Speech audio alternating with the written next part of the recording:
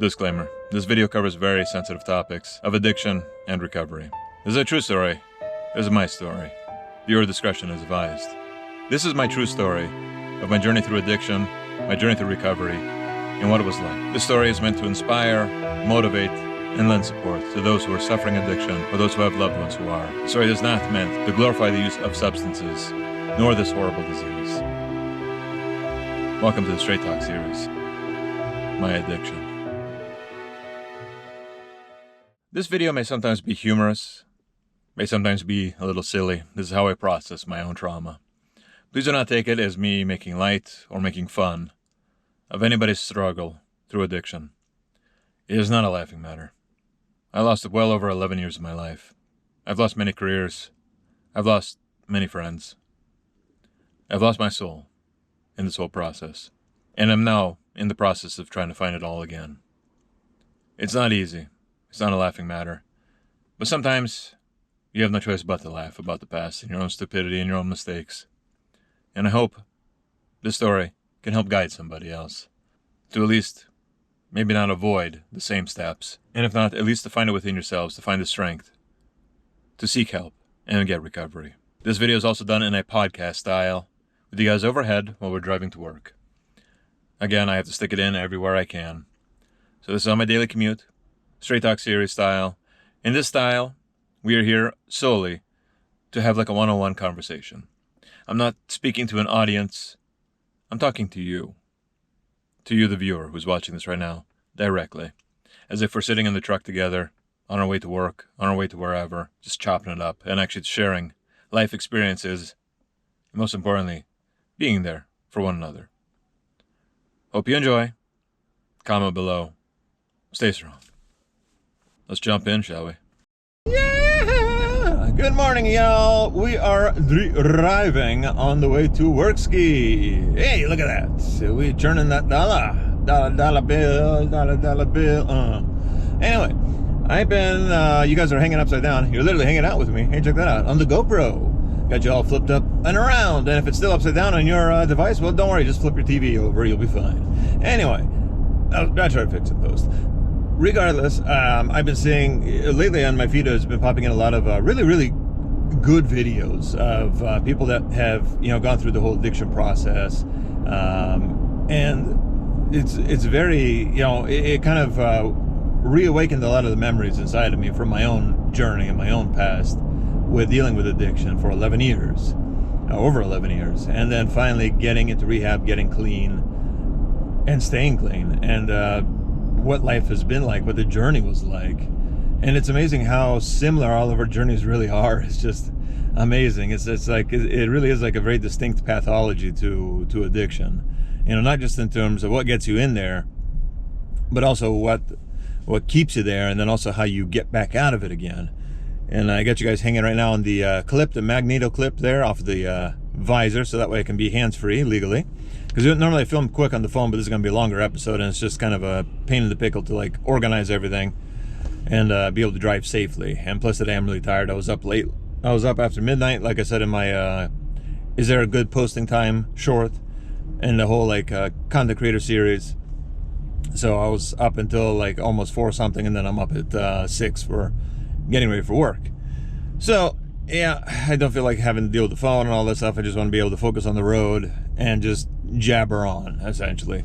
So that's what this video is going to be like. It's going to be, again, the Straight Talk series, but instead of content creation, we're going to be talking about addiction. Yay! And we're not glorifying it, YouTube. All right, we're not inspiring anybody to do it.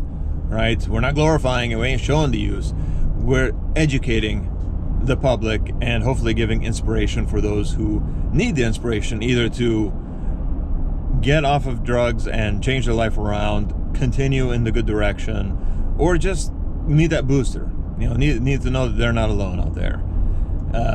And that's really what the whole point of this episode is, and why it's inspired, not just because of these episodes that I've been watching from other content creators, which are fantastic episodes.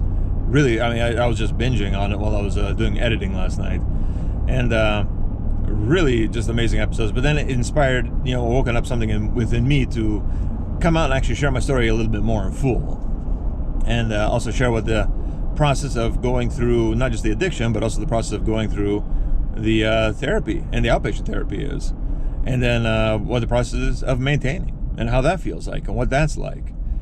So it might be a longer episode, and again, we're doing it straight talk style because I want this to just be raw, real. The only editing is if I blank out entirely and I can't remember the damn word, or if it's too much noise or other shit going on. But otherwise, no fancy editing, no fancy cuts, just really straight talk, serious. Just like you and I are sitting in the truck together right now, chatting while we're driving. That's essentially the whole vibe of this entire series here. So let's get into it. All right, so over 11 years of my life gone. It's actually a little bit even longer than that. It's probably closer to 13. But frankly, towards some part of the addictions there, I just couldn't even remember what the hell even happened if I even existed in the time-space continuum during that entire stretch. So from what I understand, it probably is closer to probably 13 years, but I can remember 11 of them at least. So we'll go with that. Yeah, you know, how did the addiction even start? Well, amazingly, when I was younger, I was very, very anti-drug. Like, I wouldn't even take Tylenol or ibuprofen for aches and pains. Like, I was too tough and too whatever and too this and too that. It just wouldn't, right? Well, and then in 2004 in December, I got into a really, really bad car accident where I was stopped and then somebody had struck me from behind going well over 50 miles an hour, 50 miles an hour. It was on that bad hill that I demonstrated in one of my truck stuff episodes. It doesn't look steep, but because it's a long hill, and back at that time we didn't have as much traffic on the road, you can a lot of times just come cruising right through that entire stretch there, including the light.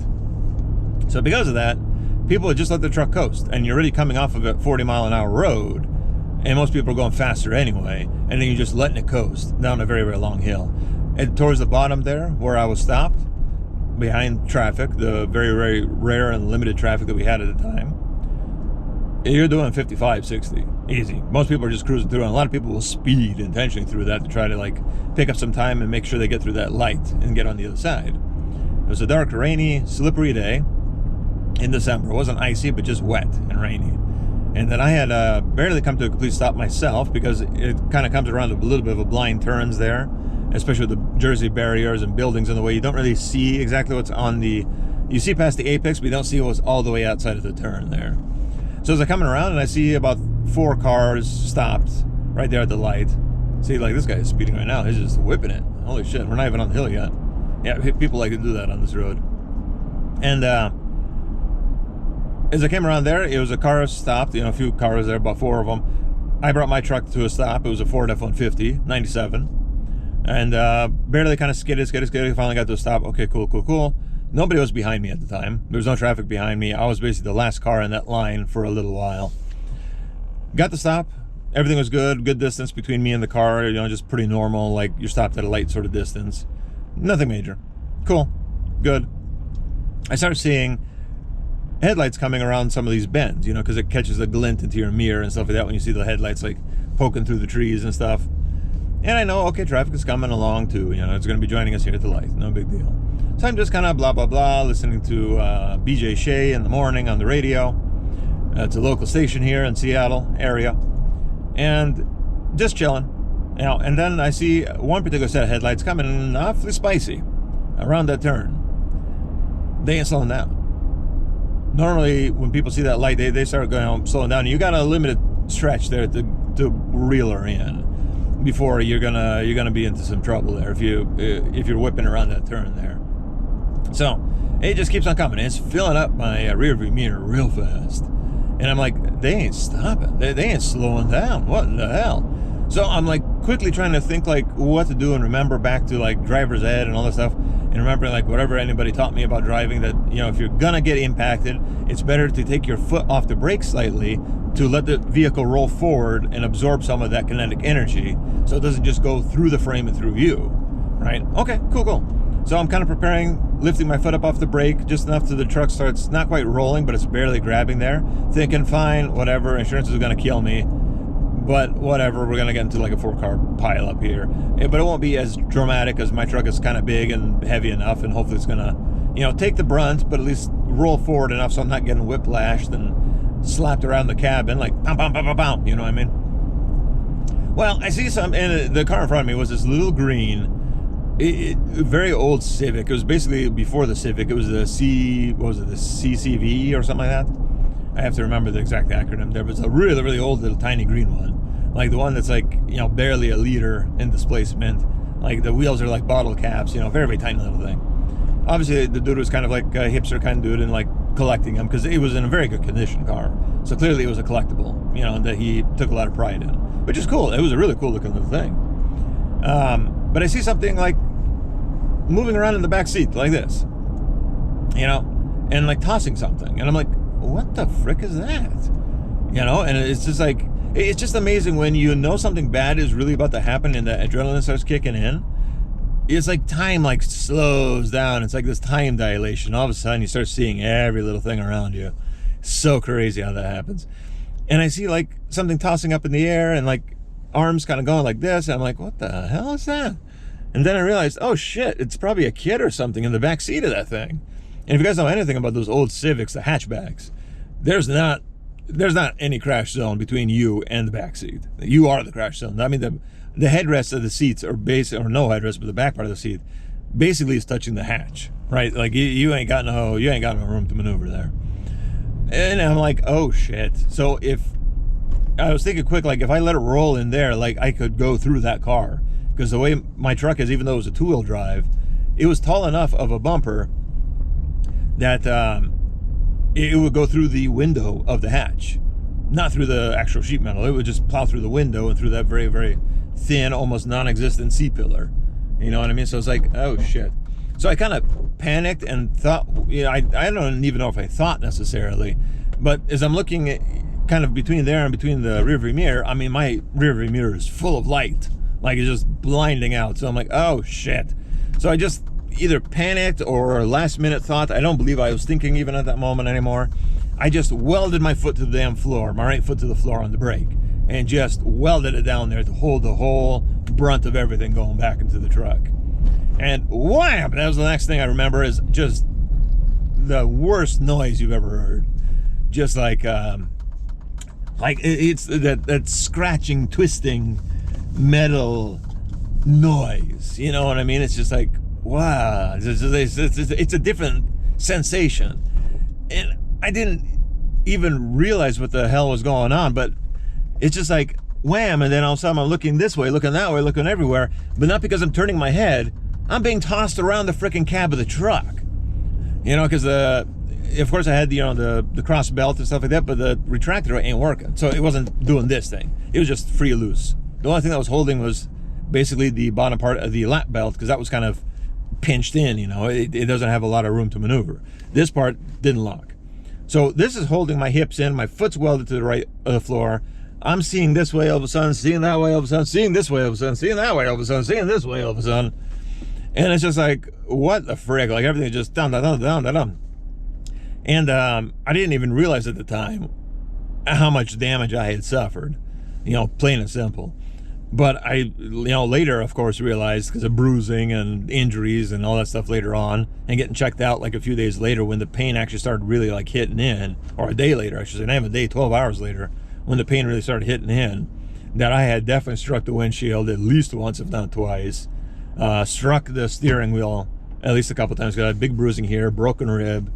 My back and hips were hurting like dramatic. My neck was absolutely killing me, because clearly it's a whiplash injury and stuff like that. And then I couldn't really walk and bear weight on my right leg, especially. I'm like, did I break my leg or something? Like, what the hell? And after it happened, let me backtrack a little bit. So after it happened, got out of we pulled off, because the truck was still drivable, but the frame was twisted up and everything. And her vehicle, amazingly enough, a Honda Pilot, rode up, I guess, on the bumper and kind of came through the tailgate of the truck, and then the weight of the vehicle like came down on top of the bed and somehow like bent the frame out in the way like this, and somehow it just kind of rode up on it. So she had damage, but not that bad of a damage. It's just amazing how the whole difference of height in the vehicles makes such a big difference in their overall impacts and everything. So it was just like, holy shit. So we pull off. A little Filipina grandma, right? The police obviously come, because somebody called the police. I don't know who called the police. Somebody obviously did. And then the police show up. We're asking us questions. I'm giving my side of the story, and he's asking, "Do you need help?" And I'm like, I'm still in full adrenaline mode, and I'm like, I don't know, I don't think so, I don't know. And he's looking at me and is like, "Do you need help? Like, dude, you need help. you need me to call an ambulance, right? You need me to call an ambulance, right?" And I'm like, I don't know, I don't know, I don't know, I don't think so. And he's like, "Are you sure?" he's just looking at me and he's like, "Are you freaking sure, dude?" Like, seriously. And I'm like, I don't know. Like, I feel, I don't know. Like, I was so just completely gone, like, out of it. I was not using it this time at all.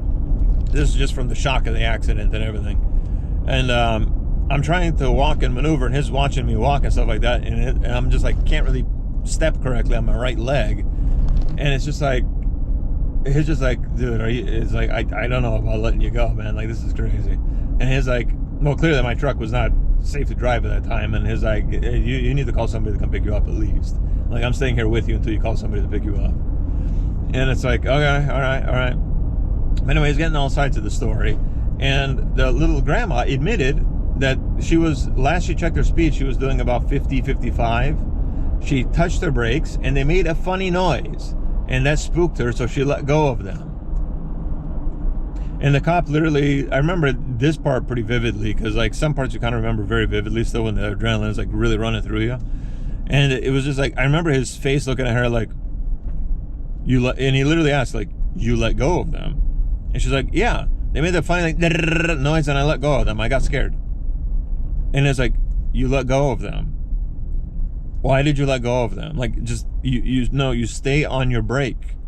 Like, that's anti-lock. You stay on your brake. Why? And he's even asking, like, well, why would you let go of a brake? Like, well, even if it was broken, like, why are you letting go of it? Like, it just stay on it. Like, even if it's broken, stay the frick on it. Like, he didn't say the frick part, but you know what I mean. Like, it was that kind of vibe. And it was just like, wow. So in the police report, it's like, the guy put it down like 50 plus, high-speed accident. And then I go back home. Essentially, my dad came and picked me up and took a look at me. He was like, "No, we're going home, and I'm going to keep an eye on you, because like, you clearly don't look right." And I'm like, okay. At least I didn't have to go to school that day, I guess, because I was already in college. It was my first year of university at the time. So I'm like, all right, well, I guess I got to go back to bed. And so I just had to lay down and sleep. Like, the adrenaline was crashing out of me. Like I needed to sleep. And of course, they made me sleep on the couch so they could monitor me and like wake me up continuously, which kind of pissed me off. But I'm like, of course, now I understand that clearly I was concussed, as well too. And of course, they have to kind of make sure you're still breathing, So like, I understand that part now, but it was bad. And then finally, towards like 6 p.m., like the pain starts really kicking in, like everything that was hurting. And then I'm just like, okay, well, whatever. I'm just going to keep staying here on the couch for tonight, because by about like 6 in the morning, I was just jolted awake with excruciating pain. And I'm like, oh, I tried to get up and move, and I'm like, I can barely move. What in the frick? And then it's like trying to like even get up to walk to use the bathroom or something. Like, as soon as I put my weight on my leg and hip on the right side, I was just, ah! And I was just like, what the fuck? So obviously we got it all figured out, and of course it was a lot of injury.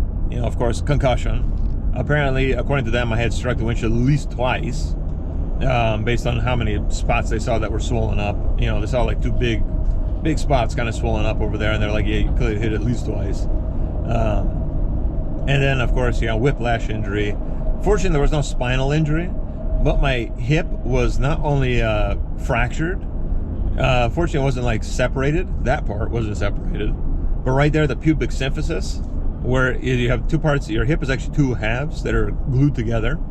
It's glued here onto the sacrum, the last part of your spine and back, essentially, which is actually part of your hip, and it's all kind of fused in there. But it's that whole like area there. So I'm trying to keep it very, very simple for like the general audience. That's where your sacroiliac joints are, because you have the iliac crest coming over there, and you have your sacrum, and then those are joined with cartilage in between to still allow some mobility and stuff, right? And actually, that's a problem if that starts fusing. that's a problem. That's actually a certain pathology that we're not going to get into that today, but no, that's a thing that can cause a lot of back pain in people. It's a more rare condition, but it can happen secondary to trauma or mostly genetics. Is usually the genetic condition. I don't have that. I'm just explaining like a little bit of the science of the area there. And then in the front, you have the symphysis, right? Symphysis means the joining, right? It's the combination of things. It's when things come together. And there you have your hip kind of joined together like this, and cartilage wrapping around it like kind of like binding and like you would do like a bushcraft shelter. You kind of have it all bound up, in a cartilage sleeve essentially. Well, that had ripped up the cartilage and actually had separated there.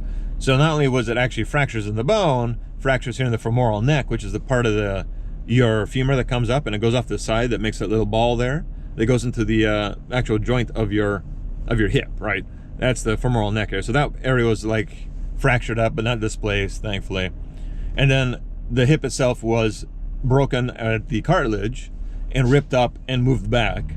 And unfortunately was creating my leg to be a little bit shorter as well too. But still extremely painful. A lot of pain there, and of course a lot of soft tissue damage and injury. And there's only so much you could do. It wasn't a surgical emergency, so they didn't recommend surgery for that. So they just kind of did conservative therapy for that. Okay, cool, well, whatever. And that was, I first got introduced to pain pills. Ironically enough, I hated the Frickers. I didn't like them. I didn't like how they made me feel. I didn't like to feel sleepy. I was a very much a go, go, go kind of guy, which is kind of funny because I'm kind of that way now, older but being clean, all that. I'm like, go, go, go, go, go, like I gotta get shit done, I was very much like that younger too. So I didn't like to feel sleepy, I didn't like to feel couch lock, I didn't like to feel any of that. So I actually didn't end up taking them, but I did end up taking ibuprofen. First time I actually took ibuprofen, willingly. So I kind of wrote on that and took the pain pills as necessary, because when the pain like really kicked in, it was tremendous, because obviously I had like nerve damage and peripheral nerve damage and stuff like that due to the soft tissue that was all damaged up and stuff. And of course that gets progressively worse over the years due to scar tissue and other things. Anyway, of course it caused some little micro fractures in my back and in my neck and other stuff, but thankfully nothing was displaced. Okay, very good. And I'm not paralyzed. That's very good. And I was able to get into physical therapy. The car insurance paid for physical therapy. I didn't know anything about lawyers and stuff like that. And I'm like, well, she's just a Filipina grandma. And it's like, I know she was kind of being dumb, like to let go of her brake, but it's like, I could tell she was not an experienced driver anyway. And it's like, I don't want to take this family to court. And like, I didn't realize at the time that you're taking their insurance company to court. You're not taking them to court. Now, it may come down to that if the insurance company doesn't pay or something like that, then you still need to seek damages. But you don't have to go that far. Like, you could just keep it against the insurance company. I did not understand any of that, so I didn't seek a lawyer. I didn't go that route. I didn't do nothing of that nature whatsoever.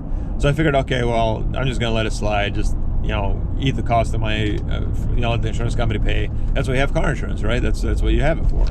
You have it so that they can pay for this kind of stuff. I also didn't understand really how car insurance works, in the sense of how quickly they are to raise your prices, but also cut your services and cut your benefits and everything, and just cut paying you, right? And that's what they did. So I only got 2 weeks of physical therapy, which was helping tremendously at the time. Okay, fine. I was kind of, workable at least then at that point, but still dealing with pain and things ongoing.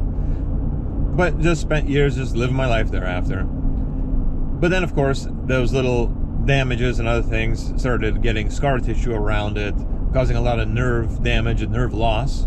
I have constant paresthesia in my leg and anesthesia in my leg. I cannot feel my right foot at all. And then I have the sharp pins and needles and that electrical shocking all throughout my right leg. I have spasming all throughout my neck area, especially up on this side, on the right-hand side. Calcification in the shoulder and then the muscles there, where I had limited mobility for a while. And then just a lot of just, collapsing on my vertebrae, essentially, because they got damaged pretty badly. And that's, of course, pinching on nerve roots now, too. So now I got more nerve injury and stuff like that.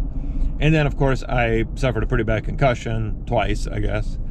And that, of course, led to some other neurologic issues as well, too, later on, including developing absence seizures for the first time ever in my life. Never had that happen before. So that was something interesting. So, all that, and then finally in my late 20s, I got to the point where the pain just started becoming unbearable. It was nonstop, 24/7. Nothing helps. Can't sleep, can't sit, can't stand, can't walk more than a few minutes each time. And it's just like, what the frick, dude? Like, I can't live this way. I can't be functional this way. So I went to go seek therapy and stuff like that. And then, of course, no doctor really wants to give you much of anything for this, because it's like, yeah, there is injury, but we can't really say it's due to that. And it's like, how can you not? Because where else would that be enough trauma to do that? It's a bunch of that bullshit, you know what I mean? So they gave me like a little short course of like opiates and stuff like that. By this time, the pain was so searing and just constant that finally that relief was like, oh, okay, this is why people take this shit. All right, now I see. And I didn't think much of it at the time. I was like, oh, cool, I'm functional. Like, I could move, I can do stuff. I'm back to being more like me, which is great. And then, of course, they cut you off. And then I was on it for long enough where I started developing a little bit of a tolerance, physical dependence. Not tolerance, a little bit of physical dependence on it. I stayed low on it, of course. And I'm like, why do I feel like I'm getting a flu? Like, I literally just thought I was just getting a bad cold or something at the time. I didn't put two and two together that it was actually withdrawal. I didn't think I was on it long enough. But then the pain, of course, if you guys probably experience if you're a former addict as well, or currently going through therapy, you know that whenever you have any sort of underlying pain to begin with, when you're going through any type of withdrawal, you get hyperalgia, right?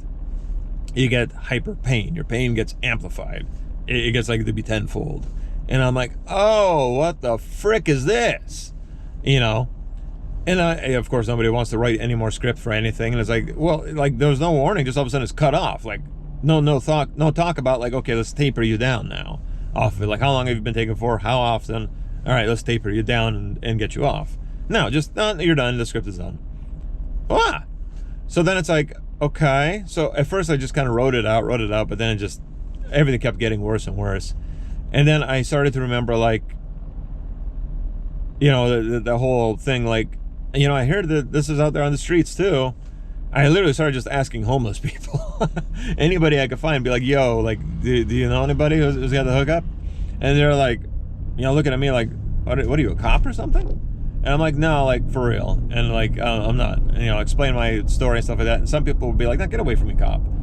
But actually, like, the vast majority of them were like, oh, don't worry, bro. Yeah, I got you. I got some on me right now. I have like $20. Here you go.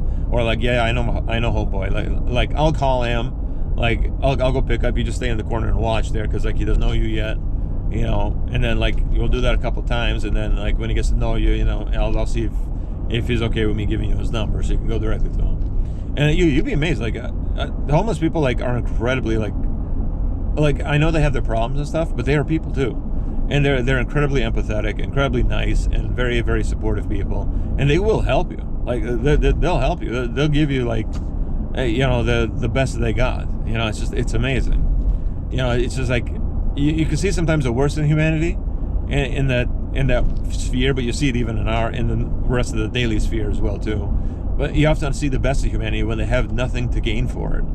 It's just, you're just doing it because you're just a good person. It was so, like, incredible. And you think, like, well, how's that a good person? Well, clearly. I mean, they just saw I'm suffering, I'm in pain, I need help. And they helped me.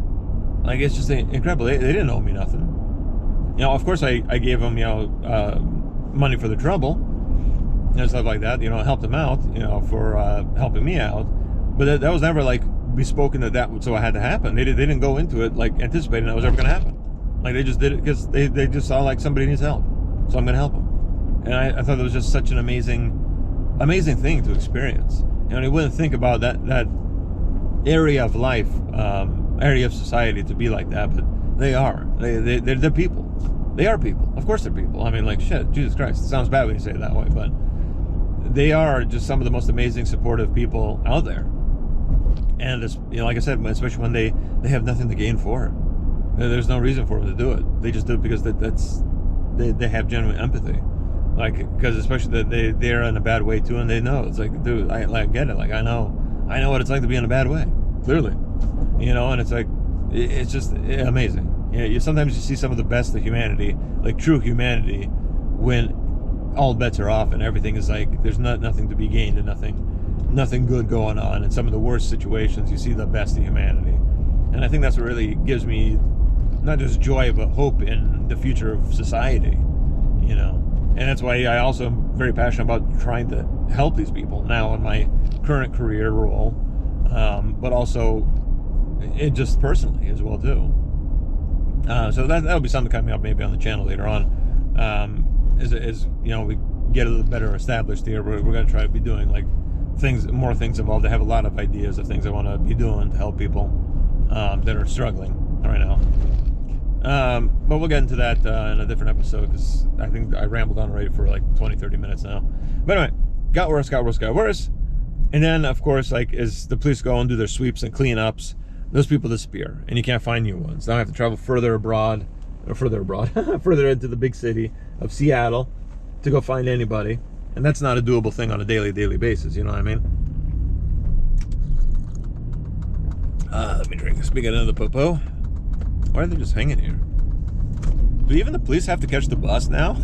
Is that how bad our budget is, where the police have to sit at the bus station to catch the bus? That's what it looks like. There's 3 cops just hanging there at the bus stop waiting for a bus. No car around, no nothing. Is our budget that bad now, where the cops have to take a bus to their scenes now? That's something, man. That's something. Anyway, so that wasn't a doable thing on a constant basis. And then, of course, I was already into getting into medical school at this time. Yay, good for me, right? Which is great, it's fantastic. Now, clearly, I don't want to be on opiates while in medical school, because, that's just not a good look. Foreshadowing there. Funny how that turned out. Anyway, so I tried to be like a whole year just clean and sober with absolutely nothing, and I just was so depressed and non-functional and like barely making it through the first year of med school. And then I got introduced to weed, and weed started becoming more legal because it was the medically legal stuff, and you could get it, and they weren't testing for it anymore because of that, because it was state mandate to not test for it anymore, and being a state institution and stuff, they weren't testing. So I was like, okay, well, maybe that's a safe way of doing it. And I tried weed for the first time, and I'm like, oh, well, this is pretty similar to that in that sense, only I feel like fun and free and not a little sleepy, a little munchy, but like not bad, because I didn't realize there were different strains, and they all have different reactions and stuff to them, and different other like cannabinoids and stuff in there. I learned a lot about weed later on, man. I tell you, like in the whole process, I became like a freaking connoisseur. It was amazing. But that became my love, man. I was in love with weed. In love with Miss Mary Jane, and went down that road for a while and explored the hell out of it, man. Did dabs and all kinds of stuff, all different strains. Tried every one underneath the sun, and tried every different formulation and different methodology and all that stuff of them, and just learned a shit ton of it. But then my tolerance built up to the point where weed wasn't really doing it anymore, and I started getting my symptoms back more and more. I had to take so much weed to the point where I was basically just like, and I'm like, okay, this is not working. And then I remembered the opiates. I remembered, you know what? Those I could take less of. They were more effective. And usually with opiates, like I'm one of those weird ones that I don't get very sleepy on opiates or downers in general. I actually get more energetic somehow. I have less anxiety. I also dealt with that too. I had bad anxiety, which is not a good combination with weed, especially high doses, especially strong sativas and stuff like that. That did not help the situation. Depression, which of course didn't help, because weed actually does make your depression worse, substantially worse. I already had like big stomach problems and stuff. Could barely keep food down since childhood, because I was just born with like a bad stomach issue and stuff like that. So you eventually get to the point where you can get cyclical vomiting from weed as well too. So I started getting sick from weed, not just my symptoms, but now I'm sick, and I have to take so much I'm like and sick, and it's like, what the fuck is this? So I remembered the opiates. All right, so I went back. I was already in Seattle at this point, so it was a lot easier, and found a homeboy that could hook me up.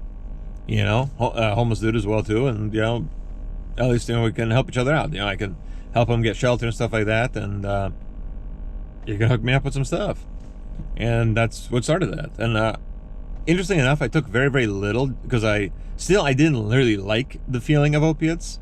I didn't like the taste of them, didn't like the feel of them. And pills are super hard to find by this point. Like very, very hard. Super expensive. So he said, well, why don't you try dark? Like that's even more effective. I'm like, dark? What the hell is that? Okay, yeah, let's pick up a batch. And he brings me black tar. And I'm like, the fuck is this? He's like, that's dark, dude. That's you know, and then he brought me a thing of amphetamines too, and I was like, yeah, dude, like this is your daytime and your nighttime, right? This is how you do it. I'm like, well, I'm supposed to do this. It's like, well, for number one, I wouldn't recommend like, you know, injecting it, and plus I hate needles. Ironically enough, I'm just terrified of needles, so that's a big no-no for me anyway. But nonetheless, he was like, no, you could just smoke it, like in the same bowl, even on foil or whatever. And I'm like, oh. And I understood by this point a little bit more of pharmacokinetics, and I understood that smoking is pretty similar in terms of like how it hits you as injection. Right, it hits you very, very quickly, gives you a rush. Maybe it's a little bit lesser than mainlining injection, like, but it's still like very, very fast, very, very strong for the amount that you're taking. You're getting a lot of bioavailability because essentially you're absorbing it through the mucous membranes and through all the like very, very thin membranes that are highly vascularized in your lungs and throughout your respiratory system. So it's essentially like it's almost like a transdermal mixed with the mainline. Like it's a little slower, maybe not as strong, but it's also very fast and also very rushy. So it's kind of like, okay, that works. So that's how that started, and that's how I always use all my drugs ever since, was smoking it. Right. I never injected either smoking or eating it, like parachuting it. It would be the only other way I did it when I couldn't smoke, like actively. So that's how that went. Got the stuff. It is work time. I'm going to jump into work and we'll pick this up a little bit later on. So I'll see you guys in, for you, just a couple seconds, but for me, it'll be 8 hours. Maybe around lunch. We'll see how lunch goes because I have to close some stuff. So anyway, I'll see you. Woo! Be back. All right, ladies and gentlemen, we are back. I didn't end up doing it during the lunch hour. I had other things going on, a bunch of things to close, but we are back in black and we are heading home right now. It's a beautiful sunsetty kind of day. Actually, it's quite nice, actually, to be honest. Let me open this up so you have more natural light inside the cab here. There we go, until the sun actually fully sets by the time we make it back to the homestead. Anyway, where the heck was I? I didn't watch the film back yet, so I have no idea where I left off. Oh, so I guess I started with weed, right? And then I didn't hit anymore. I remember the pills. Trying to hit up like randos on the street, super nice people. They love to help you out. Some are suspicious, but usually even the suspicious ones, they kind of like figure it out. They're like, okay, well, you're not actually a cop. All right, fine, we'll hook you up and help you out. And they did. Very, very helpful people. And of course, you find, you know, whatever you can find out there in terms of pills. Ain't a whole lot out there. So, you know, that was kind of the situation there with that. And can only get what you can find, but, you know, that was good enough for the time being. And then after that, of course, the pills kind of dried up. You can't really find them when you need to or want to. So then, you know, you get the homeboy I kind of hooked up with there in Seattle, which was pretty much my regular. You know, got me all kinds of stuff, amphetamines, MDMA. I tried basically every drug under the sun, to be honest. But then black, you know, which I didn't really like, but I took it every now and again, just for pain management and to get to sleep. I actually found that the stimulants worked just as well. At least you didn't care about your pain, you know, and you're flooded with dopamine, which does help with pain, you know, response.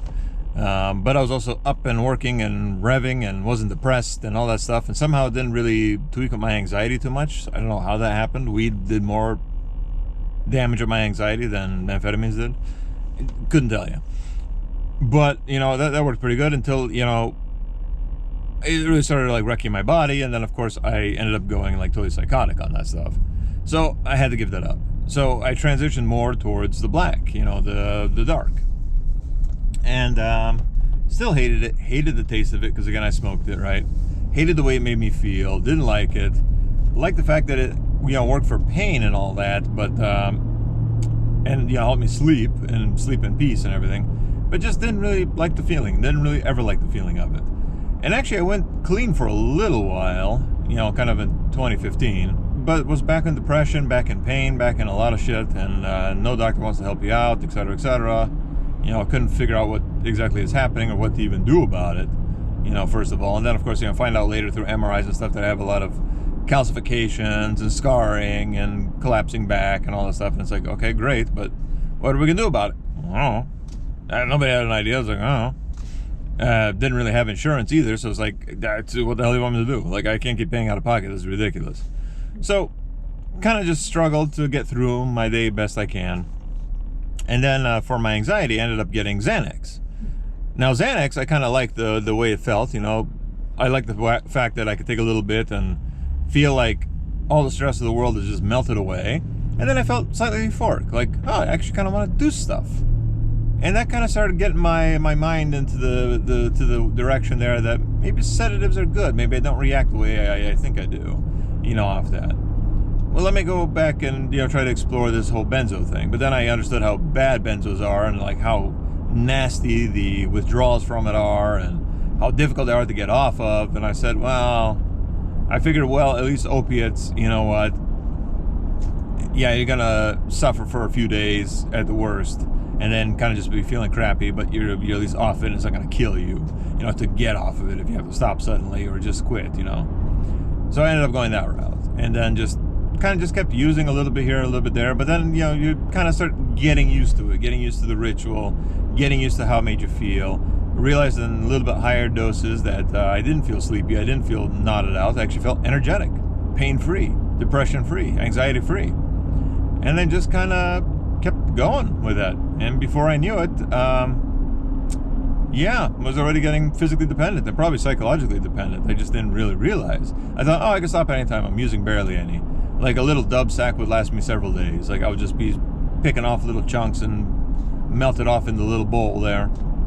Because I used the same pipe, for that and stimulants. And I was kind of off the stims. I just had the pipes hanging around. So I was like, fine, I'll just use that. Of course, you dirty up that pipe to the point where you can't even use it anymore in a couple of hits, but whatever, I wasn't using much anyway at the time. So I figured, okay, cool, well, this is pretty maintainable.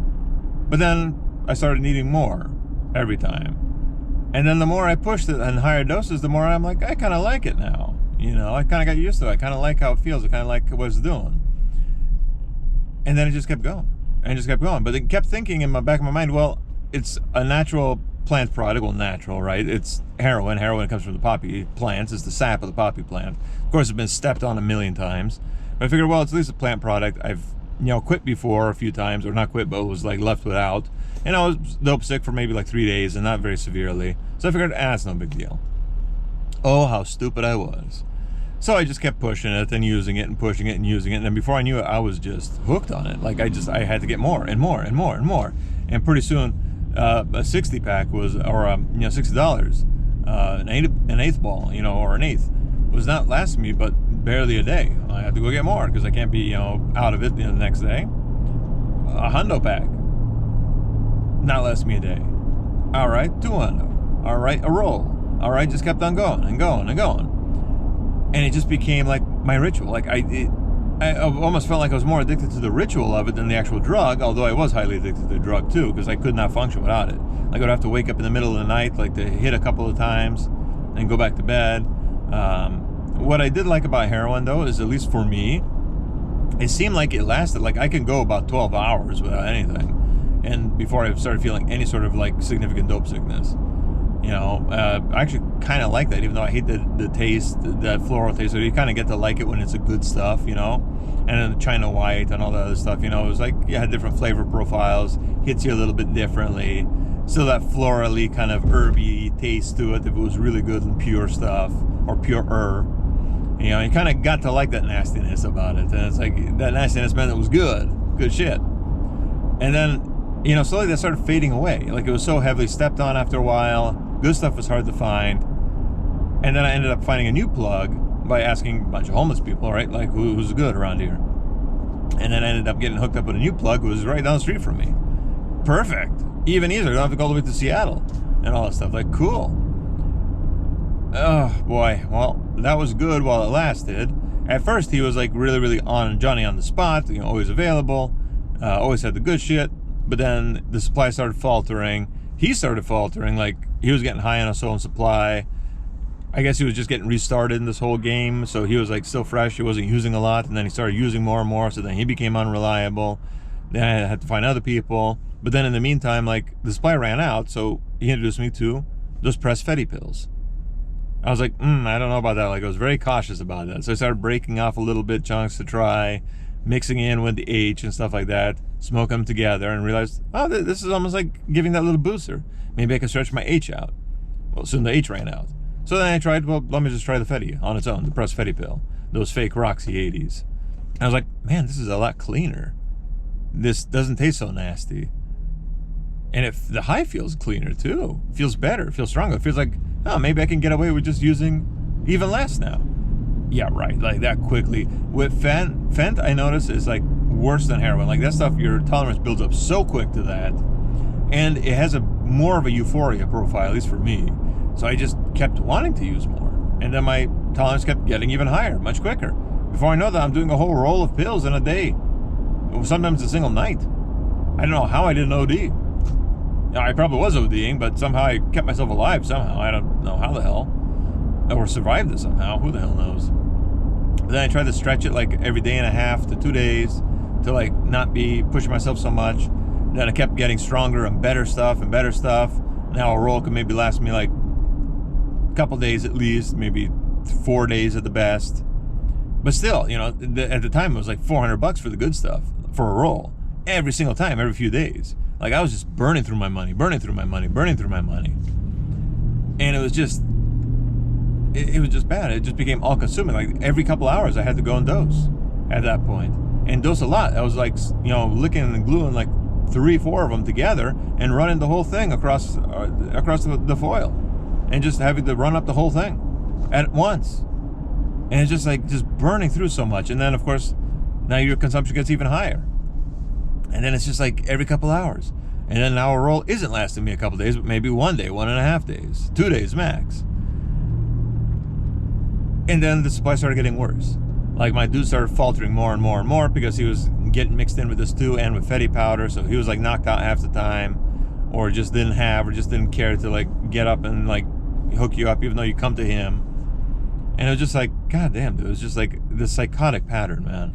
And then I started running out of money, started like swiping, like selling all my belongings, pawning it, and then like started swiping stuff to like pawn. And I always promised myself I'll go buy it back, and I tried to, and I did as much as I could until I couldn't anymore, because where's the money going to come from now, right?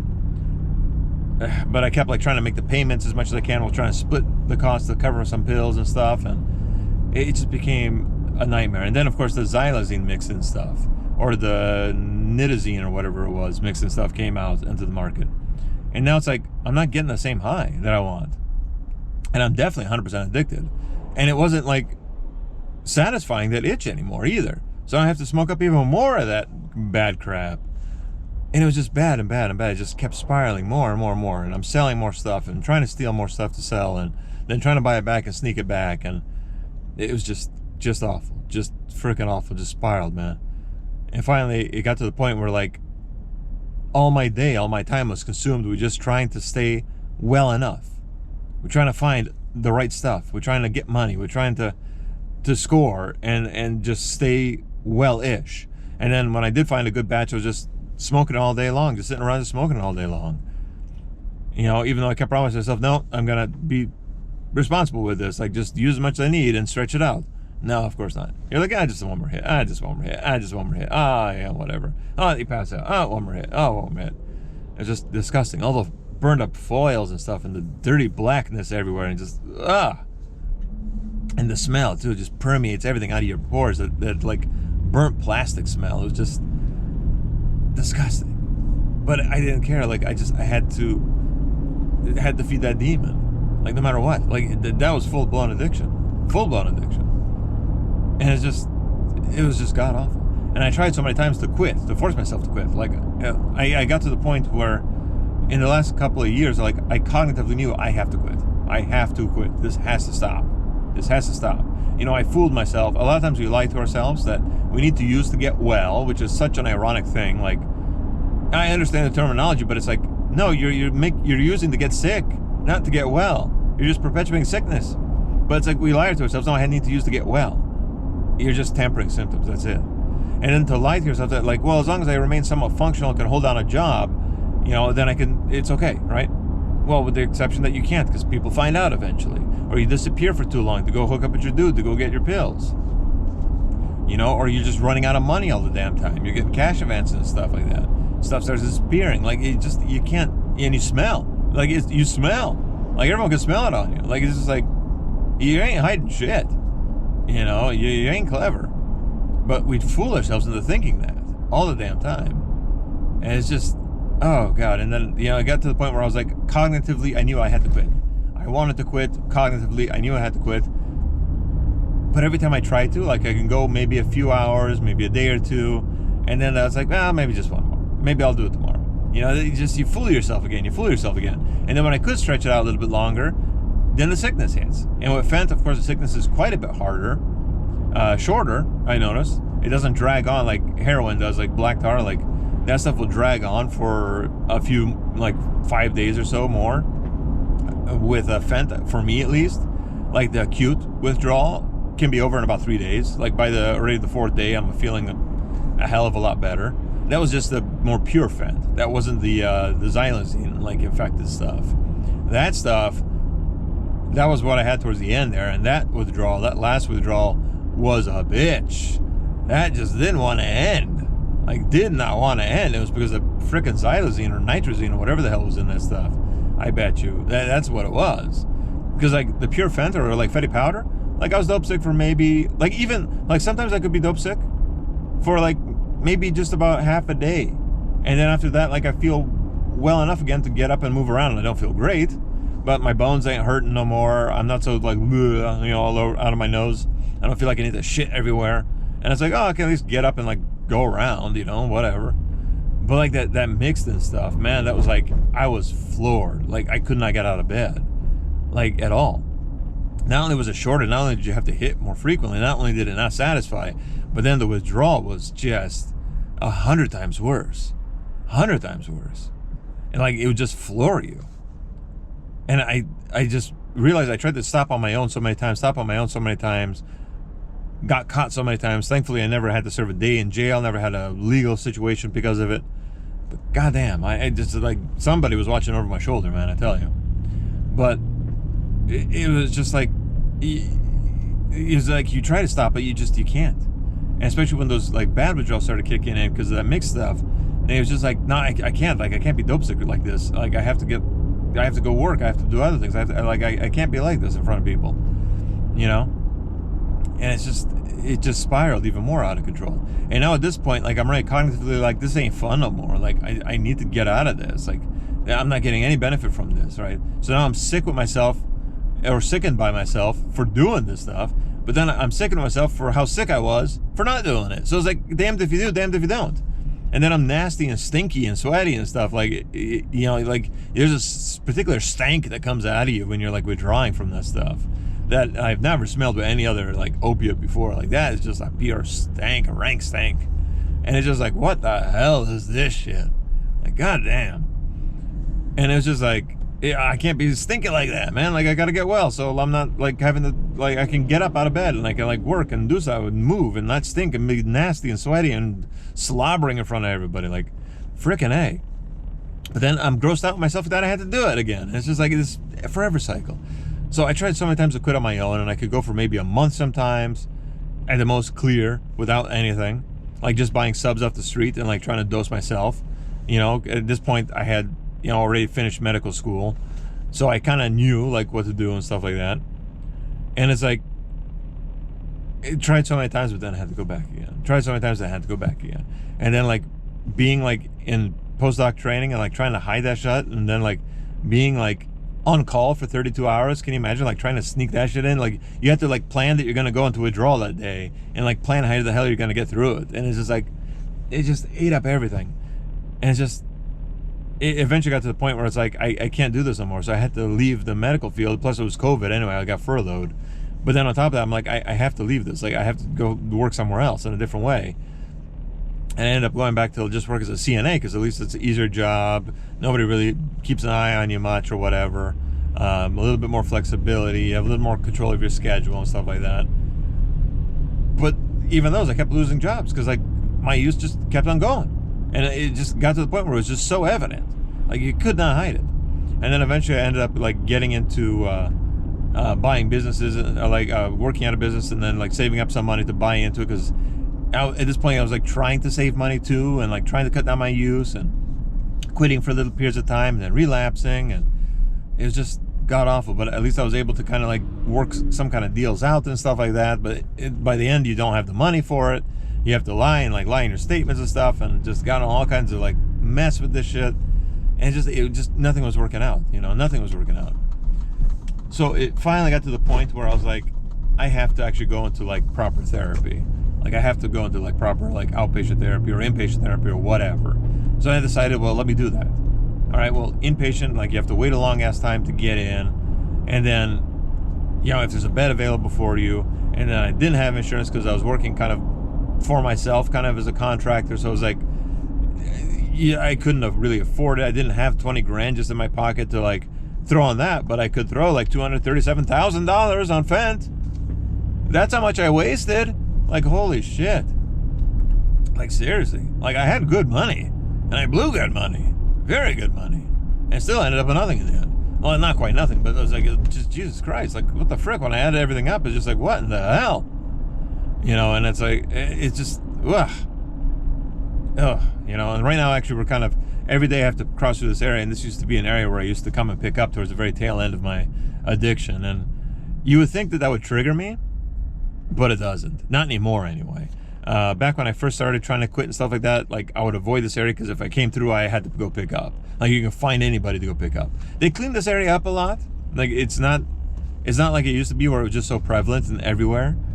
But also, like, I'm gonna get to this point in the story here where I had that soul flip, I call it, where I was just done. Like, just done. Like, mind, body, soul, everything aligned, and I never picked it up again. Never wanted to again. And now I can drive through this area and like look and see some of the people I can't even find the same people I used to run and gun with, because I don't even know if they're alive anymore.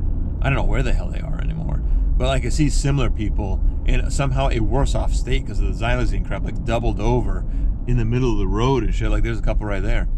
And it's just like, frickin' hey, dude, like, just grotesque. And like, immediately, and sometimes you can smell it in the air too, and it just immediately like sickens you, or at least sickens me. And I'm like, nope. Like, you would think it would trigger you to be like, oh, maybe I can play around a little bit. Nope. For me, immediately like shuts it down. I'm just like, nope. I am grossed out by even seeing this shit and smelling it now. And it's just like, no. As soon as I see people like doubled over like that, all nasty and dirty and like skeletons of themselves, like some of the xylazine stuff like rots your body from within or something. And it's just like, no, that's just seeing them like in their states and stuff like that. It's just like, frick, no, man. Like, hell no. I do not want to go back to this. I do not. In any way, shape, or form. Ever. It's just like, thank God. But that took a while to get to that point. And ultimately what it ended up taking was like, there's another person right there. It just like, it just sickens me to see it anymore. But anyway, I'll get to that in a sec. Like, what was recovery like? Like, let's talk about that for a quick second. Like, when I first started going into recovery or trying to quit, with just a cognitive, idea that I want to quit and get better and get clean, it definitely forced me to try. And I'm glad I did, because I got to know, like, okay, this is how long I'm going to feel bad for. I know now what to expect. I don't fear going into withdrawal. I know I can deal with it. I know I can tolerate it. I know I can get through it. I know what to expect. I know how to plan my time out. I know how to like get ready for this. Like, it definitely chopped the fear out, which is great. And at least I got a little flavors to see like how life was. And like, it wasn't great. Like, it wasn't like inspired to like totally change my life and like live free yet. Cause it's just like kind of like living clean kind of felt like it sucked. You know what I mean? It's just like, what the hell am I even clean for? But I knew that, okay, well, if I get through this, things will get better. Like, eventually things will get better. Like, it has to. It just eventually has to. I knew I just had to like power through that point. But at least the way I felt like, what the hell am I doing this for? Like, what's good out there in life? Like, now I have nothing to my name, and I'm all like shrunk down to like a skeleton and shit like that. And like, it just everything was just gone wrong in my life, and it's just like, why am I even like getting clean for it? What is there to get clean for anyway? But still, I'm glad I made those attempts while I was just still cognitive, even though my soul wasn't ready yet to quit and like let go of this drug, and like finally just like let the clutches go and just like be like, you'll be okay, bro, you'll be okay, you know, just, you can do this kind of thing. Before that all happened, that kind of primed it. So yeah, I relapsed quite a bit, but each day I could go a little bit longer, or I could go for another week, or go a month or something. And even though I maybe couldn't repeat that right away, like it was still like, it gave me that awareness that life would be all right. You know, things are gonna be okay. You know, like you can do this. You can know now what to expect. You know how long it's gonna take. You know, like how you're gonna feel like. You know that you're gonna be able to survive it. You know, it's like it just kind of primes your soul to be ready to do that flipping.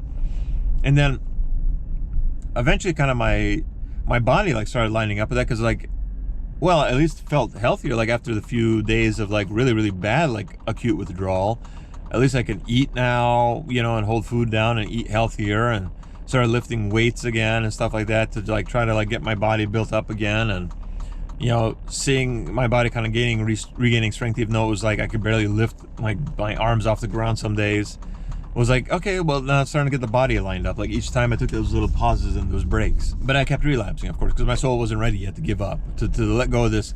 The addiction is so crazy because it's like this demon is, I'm stuck here at the train. And of course it's rolling slowly, and it's a big ass long freight train. And look at this shit. I was driving down the streets to try to get around it, or like find a gap somewhere, but it ain't gonna happen. Addiction is so crazy, man, because it's like, this thing, you know, is a demon. You know, cognitively, you know how it's been making you feel, you know what it's taken away from you already, but somehow it's also an angel that gives you reprieve like you've never felt before from everything. You know, even a reprieve even from itself, by using itself. And that's what creates that vicious cycle, because it's an angel that comes down from heaven to answer your prayers, but then it makes its own hell to give you more prayers that it can answer. And then it just sucks you into that cycle. And that's why it's such a vicious goddamn cycle. But ultimately, you know, after relapsing for like the last time, going for a stint for like 3 months of just daily use again, with that really shitty xylazine stuff, which really sucks. I also was kind of aware that the withdrawal is going to be a lot worse on this stuff. So I really worked hard to like taper myself down and really get to the point where I can get by with just, you know, using a couple. You know, I tried to get away from smoking, because this ritual of licking it, putting them together, putting them on the foil, getting your boat ready, getting it all lined up, popping open a pen to make a straw. All that ritual itself is very, very addicting. In and of itself, that ritual itself is just super freaking addicting. So like, I tried to break away from that as much as possible, like taper myself down. So there we go, make sure that brake actually holds. Like bringing myself down to the point where physically I feel like I could potentially like be okay, but also breaking that cycle. So I started like chewing them and eating them, you know, instead of like doing the smoking, so I can break away from that ritual of doing the smoking sesh, you know. Because that alone, like you'd be amazed. Like some days when I was really dope sick, like I would just put like whatever like crap I could find and scrape out of my tutors and stuff and wash them, whatever, and just smoke it. And someone just doing that ritual like actually like felt like it eased the pain, even though like I know for sure I was not getting like enough dose, like of anything. But just to have that little bit of a taste, no matter how gross it was, like doing the scraping and stuff, like especially old shit that's been sitting around in those tutors, and it's just like, ugh, it would make you like want to vomit. Actually, it would cause you to vomit. But it was like just that ritual like somehow eased the pain. Like it's amazing how powerful the ritual is. So I tried to break away from that too by like chewing, you know, my little dose, like cracking a little half off, chewing it up, and like keeping it on like under the tongue and stuff like that to absorb that way. So then I could try to get away from that focus on having to smoke it, you know, and then bringing my dosing down to where I could get by with like 3 like a day, like 3 times a day, and not at night, you know, to try to get my body used to like being able to sleep throughout the night, and get my mind used to being able to be comfortable to sleep throughout the night without the drug. And then eventually, like I don't know what got over me. Like I was like getting down to my last one in that pack, and normally by this time I would be like, no, you know what, tomorrow morning, I know I'll be okay until about like 9 a.m. tomorrow morning. That's when I could kind of leave work because I have to help with the morning rush. Because I slept at work, I didn't have a place to live. So I know I have to get up like before 6 o'clock, help with the morning rush, and then like I can go to school, to my class, right? And on the way I can stop by and go pick up. You know, and I know I'm gonna be starting to get sick and stuff, but it won't be too bad yet. Like I can manage. Like that's how I've been balancing my whole time, you know. And normally by that time I'll be like, okay, I got a plan. Call my guy ahead of time, let him know I'm coming. Figure out where he's gonna be at. I found a new plug and all that stuff. Make sure that he's ready. Oh, another freaking freight train. Damn. Oh, they had to switch tracks probably. That's why. Oh, they did switch tracks actually. Yeah. Because that train now is on the other side. Crazy. Dude, look at this. We got different directions going. How nuts is that? Like, there's the original one behind, and then there's this one going this way. I love trains. I used to live by the railroad tracks, and I fucking loved it.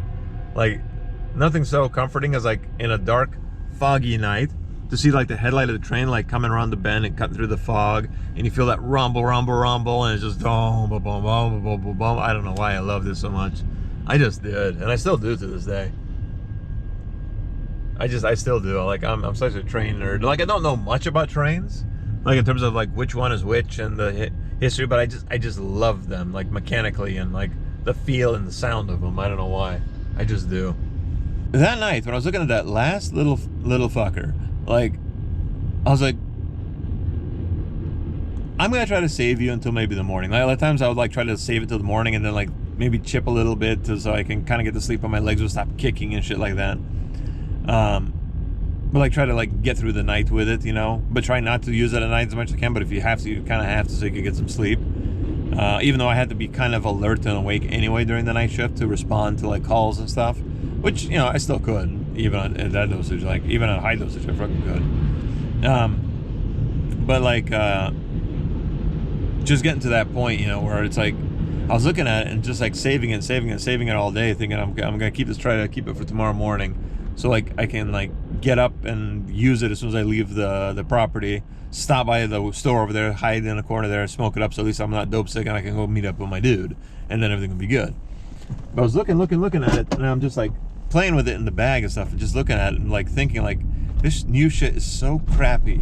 Like, it doesn't answer my prayers anymore. It doesn't help.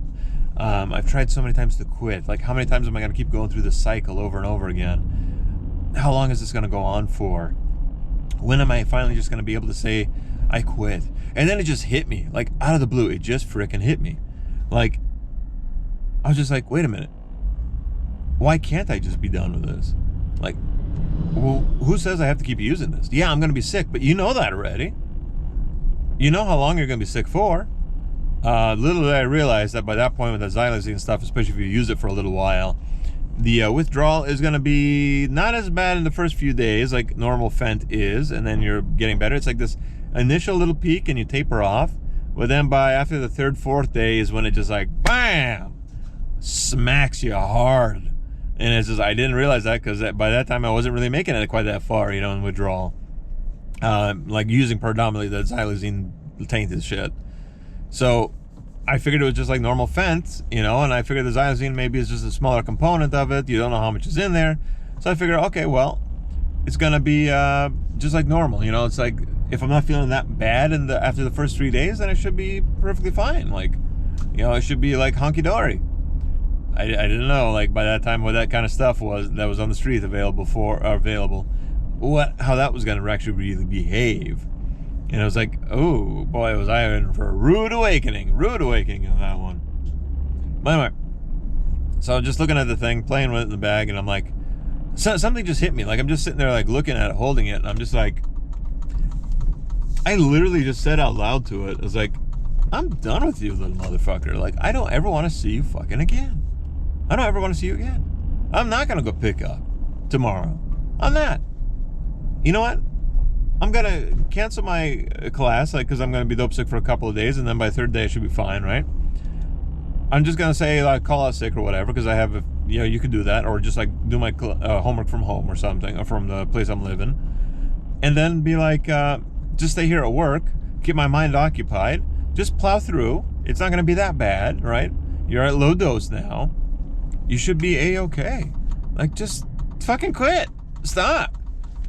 You know, like, maybe save this one to, like, crunch, like, later in the night or something like that, so you kind of have that, you're not so, like, dope sick, like, almost immediately in the morning, so you can kind of get through and rock out and do your job, and then, you know, you kind of ride out the dope sickness, but at least you'll be busy and not just lying in bed, because that was the worst hell ever, is being dope sick and just lying in bed where you can't sleep, you can't get comfortable, you can't get right, and there's, like, nothing to occupy your mind. You're just sitting there like, ah! You know, just screaming and begging for any sort of, like, just take me the hell out of this situation for a moment. Like, give me a moment of reprieve. Little I know how bad it gets later on with the xylazine stuff. Holy shit. You know, that was the worst part. So I figured, okay, let me save the thing. So I packed it away in my, you know, pajama pocket there. And I was like, okay, just gonna sit on it, just sit on it. And then by morning, or towards my, I guess, like midnight, I'm like, okay, I'm gonna go ahead and crunch it up, stick it on my tongue, absorb it all up, and just be ready to, that's it, be done. And I was so set in my mind at this point, and my soul and everything was like, no, we're just done. We're just done. But it wasn't because, it's just done. Like, I'm over it. I'm done. I'm never picking up the shit ever again. I'm done. Boom.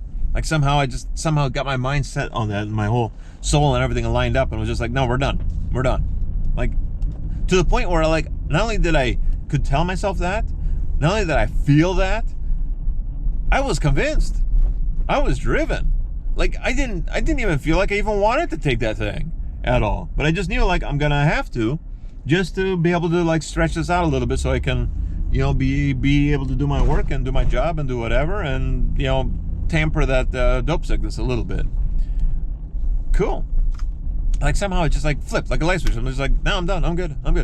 And I'll get into why that happened, why I believe that happened. So I took that last one, like, just before midnight, crunched it up, put it on my tongue, and somehow I didn't even want to take it. I'm like, let's just stretch it out. Let's just tamper the initial dope sickness, and then we'd be G to G. Like, we good. We Gucci. Somehow, it's like, I was so convinced internally. And amazingly, after that last one, I never touched it ever again. Never. And ever since that day, I've been grossed out by even the thought or the look or the smell of it. Like, period. And about any drug for that matter.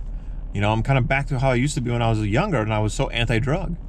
You know, it's just like, I'm not anti-drug. Like, I understand there's benefits in these uses and people can get away with it and stuff like that. Like, they tell us, you know, in therapy, and I'll get to that part in a sec here, they're like 15% of the population, around 15% of the population has that predilection where as soon as they find their DOC, they're just going to be like, bam, it's like a light switch goes off and it's on. It's on like Donkey Kong. Like, there's no turning back. There's no stopping. You know, and like most of the population, like about 85% of the population, they say, supposedly, is like, they don't really have a true DOC. Maybe they have something they prefer, but they can kind of take it or leave it. Like, they don't get that initial hook. It's not that switch that flips on, you know what I mean? I don't know how true that is or not. It's just what they say. But I'm part of that 15%. You know, it's nothing special. This is not a 15% you want to be a part of. We're not like the top end. We're the bottom end of the society in that sense. Like, you don't want to be in that club. You don't want to be in that club. But you know, like, somehow, like, it just, like, everything just flipped, and I just never picked it up ever again. So I woke up, did my shift, starting to feel like a little bit of dope sickness kicking in, you know, as the morning wore on. I'm like, told, you know, hey, I'm not going to go to school today. I'm going to stay. I'm going to work full shift, which is good because they needed me there anyway. And I just kept on going. Towards the evening, started feeling more sick, more snuffly, more slobbery, more like, oh shit, I gotta go to the bathroom multiple times. But just kept on going. And I volunteered to stay again for the night shift. You know, I could have took off or whatever, but I said, no, I'm gonna stay. I'm gonna work. All right, by evening was like not getting too bad. Still, I can't really sleep, kicking everywhere, sweating everywhere. But like, not too bad. By the next morning is like kind of per usual. Like, my bones were hurting and stuff like that. And like, I felt like I could barely stand, feel like my legs were broken and stuff like that. My arms are broken. I'm so weak, I can't even lift, can't even like muster any strength. And I'm just like, you know, I can't roll nobody, can't do nothing. And it's just like, but I'm just pushing myself. But then by the day 3 is when I figured, well, I should start getting better, right? No, that's when like the xylazine withdrawal started kicking in, and that was just like, boom! Like I could not get out of bed. Like I'm sick and sweating and tossing and vomiting and just like, what the hell? Like I should be getting better at this point. It wasn't. But still, even then, I didn't want to continue using. So I had to like just literally lay there in one of the rooms at work. And they knew at this point, they knew I'd been back and forth throughout therapy, and they wanted me to get like better and stuff like that. And they were very supportive, and they would even like drive me to my appointment so I didn't have to drive all dope sick and shit. And so that was very cool and very supportive. So they weren't happy about the fact that now I can't work all of a sudden, and I was gonna be the only caregiver there at the time. So I was like, okay, well, like now we have to figure some shit out. But all right, I guess lie in bed, try to get better. And normally, like, a few hours would pass and I should be better. But no, the xylazine was just coming out of the system. Like, and it just kept getting worse and worse and worse. But still, I got myself up, like, every hour or so as I could to, like, literally drag myself across the floor to go and try to help and try to work and try to, like, lift somebody and try to change somebody. And, like, just dragging myself everywhere, back and forth, then back to the bed again, and dragging out again, back to bed again, repeating the night shift. And at this point, like, I couldn't necessarily get back right away into therapy, because the only therapy I could really find at that point was like outpatient therapy, and go back to my outpatient therapist, essentially, an outpatient clinic, which ultimately did help. But it's like, I couldn't swing like getting into an inpatient program, even though there was a lot of talk of like maybe we should take you there to an inpatient place if we could find it. But it was like, nah, it wouldn't work with everything, finances and timing and everything, and it would be too far out. By that point I'll be out of this anyway, or so we thought. And I was just like, but I also couldn't go to the outpatient clinic either yet, because they didn't have appointments available until like 3 weeks out. And I was like, well, it doesn't matter. You know what? Like, I need to suffer. I need to suffer. Like, somehow I got to the point where I'm like, I need to make myself suffer in this withdrawal period. Like, to like finally just drill it through my head. Like, somehow, I don't know, like when it was too soft and too easy, somehow I didn't take it seriously.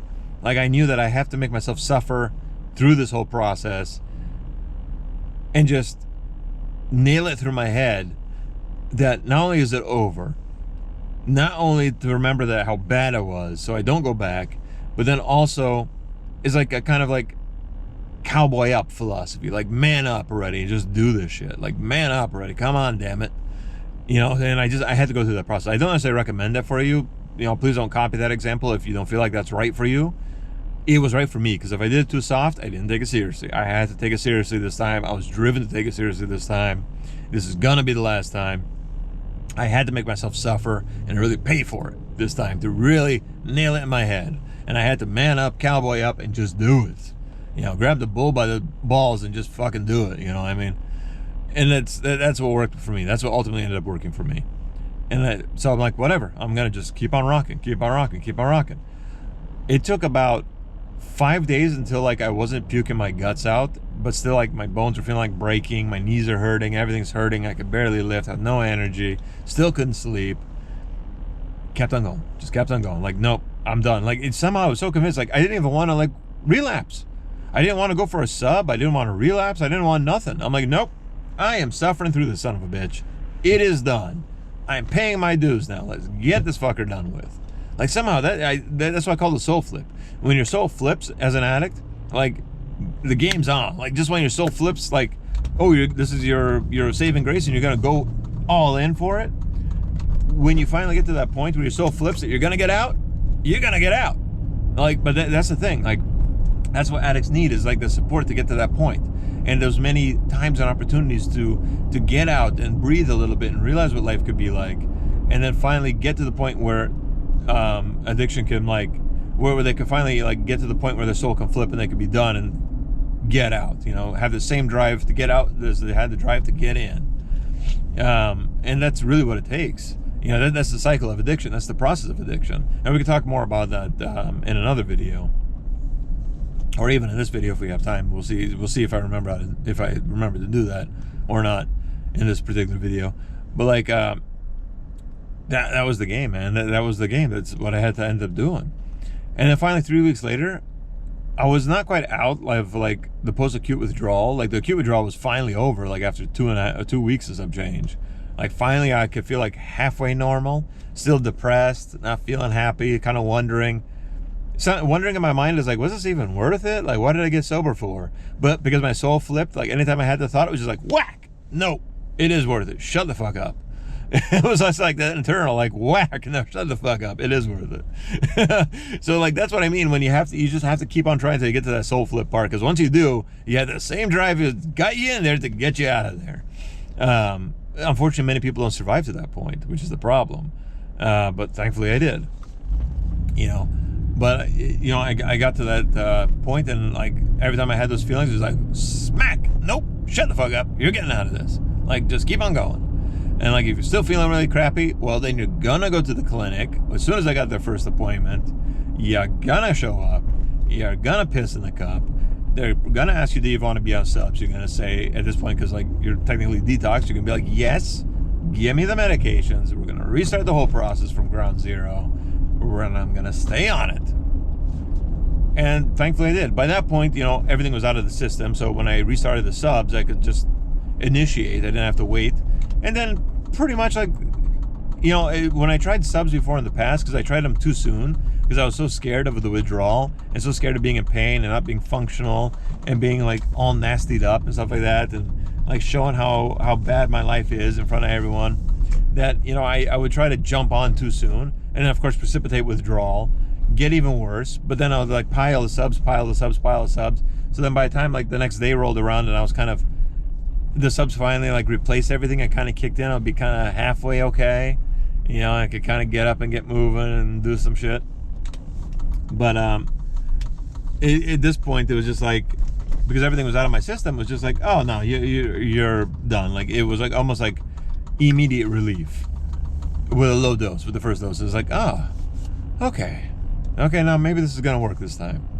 So then I stayed on it. I kept doing my subs at the normal recommended dosage, but then I started having like gum bleeding and other things, and my tooth rotted out over here and had to be taken out because it broke, partially due to the lack of hygiene while you're high, but then also due to the dental damage, because I guess I'm a responder in that sense to Suboxone, to the strips, and I do respond to having my liver enzymes all like elevated and all messed up, and also the dental problem. So my teeth were really getting affected, and gums were getting affected pretty badly on top of everything. So right now I'm just driving around just to eat up time so I can continue filming. Try to give you some more scenes and stuff like that. Anyway, so where the frick was I with this? Okay, all right, so now I remember where I was. So anyway, the one thing you don't realize about subs is it really does take like a couple of weeks to kind of stay on it before you really like feel like you're kind of back to being a normal human being, all over. Because like, it didn't really deal with my depression much. It didn't really cover the pain hardly at all. Yeah, it covered like the more nasty of the symptoms because everything was out of my system by that point. But it was kind of over the most nasty symptoms anyway, except for my stomach was still like all gurgly and like hard to keep down food sometimes. But until it really like helped me feel like a normal person and my body gets used to it and your brain gets used to it, that this is what you're doing now, it takes about 2 weeks, and I just stayed on it religiously, kept going to every one of my appointments, stayed clean, kept going, and finally felt like a normal person. I was feeling like back to functionality. But then like life hits you, like, oh shit, you start remembering and realizing and seeing all the damage and everything you burned down, and realizing that, and of course I lost that job by that point, that I don't have the job, I don't got no money to my name, all my money now is going to my treatment, so I'm still broke as shit, I ain't got nothing now. I didn't keep up with my license, stuff like that, so I'd have to go back to residency, and that's not a possibility, really, because it's so hard to do that. And it was just like, shit, I'm left with absolutely nothing. Like, what the hell do I do? Like, what do I do? So I was just trying to find anything to kind of keep me busy and give myself that sense of purpose back. That's another key thing I noticed. That part of your recovery is you got to have purpose in your life. Like, a purpose was originally to get high. Now your purpose is to find something to create and build and like, grow something. Make something new out of nothing. And that's your new purpose now. And I found purposes all throughout like that. And now then later on I started a YouTube channel, watching that grow and becoming something fantastic out of nothingness at probably one of the best but also the hardest times to get into YouTube. and stay into YouTube for that matter. And then also like finding my purpose in teaching and finding my purpose with helping to educate and guide others through something better in their life. Oh, my neck is like twisting up here. And you know, all that, you know, gave me my purpose back. And then of course later on I kept trying to find jobs and, you know, find another career pathway, and then I ultimately did with the state, you know, with the state government and stuff, and good paying job and good benefits and stuff. And like, you just got to find your purpose, because when you're sitting there just wallowing away, you without your purpose, you're gonna relapse again, because you're gonna be like, the frick did I do all this for? Even with the soul flip and everything, eventually that your mind starts becoming your worst enemy, and you're just like, why did I do this? What was the point? What did I even get clean for? You know, so you have to find a purpose, no matter how stupidly small it is. Find a purpose. Start a garden. Grow a plant. Like, I did that too. Like, that was my first simple little purposes I found. Just start planting plants. Growing aloe. I started like growing aloe plants and making them pup, and then propagating little pups, and then making a garden, and then like just kept on going, growing tomatoes, and it's like just finding every little purpose I could, you know. Just find every stupid little thing you can. Give yourself a purpose to see something coming out of your actions that's something good, something that breathes new life into something, whether it's a project or business, a garden, or whatever. And then put some of that energy into rebuilding your life. That's your new purpose now too. You know, get yourself some purpose. You need to have purpose, otherwise you will fall back again. You have to find a purpose. Replace the drug with purpose. That's the biggest thing I could tell anybody, man, because if you don't have purpose, it's just, no matter how strong you are, no matter how far you've gotten, you're gonna fall back into something else. Like, you just will. Because like, then what's the purpose? So what did you even get clean for? Right? You got clean to put your life back together, to have a different purpose, a better purpose. Well, go make that purpose happen. You gotta have the purpose. So, but again, you know, fortunately I found like my little purposes to occupy my mind, occupy my time, give myself that benefit of seeing something coming into creation. And then still that helped maintain that soul flip, you know, where I was like, I didn't want to go back. And then every little purpose helped give me more confidence and build me up to go seek another bigger purpose, another greater purpose, to keep growing the purpose, you know. And that's what ended up leading me to create YouTube and create a channel and watch it grow. I don't know what you're doing, bud. And then ultimately find like a good job, a new career pathway. You know, it's just, you got to find that initial purpose, no matter how stupid it may seem. You just got to get yourself a purpose and just purposely go after your purpose, right? It's just, you have to. You just have to. Eventually I was able to switch over to Brixati. Now, of course, first, like, I kept advancing through the program pretty quickly and graduating to like monthly visits very, very quickly. Although they wanted to give that to me sooner because I was doing so well. But I said, nope, I need more frequency. I need more frequency to keep me accountable.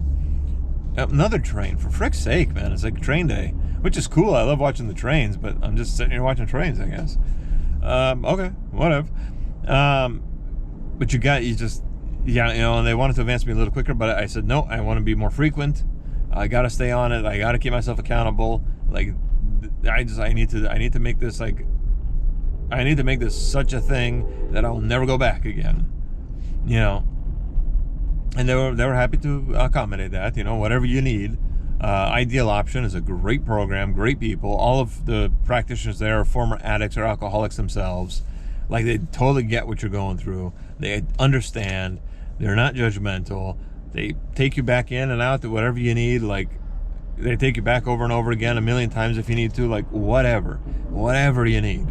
Like, they're there to truly help you, like, get off and build your life back.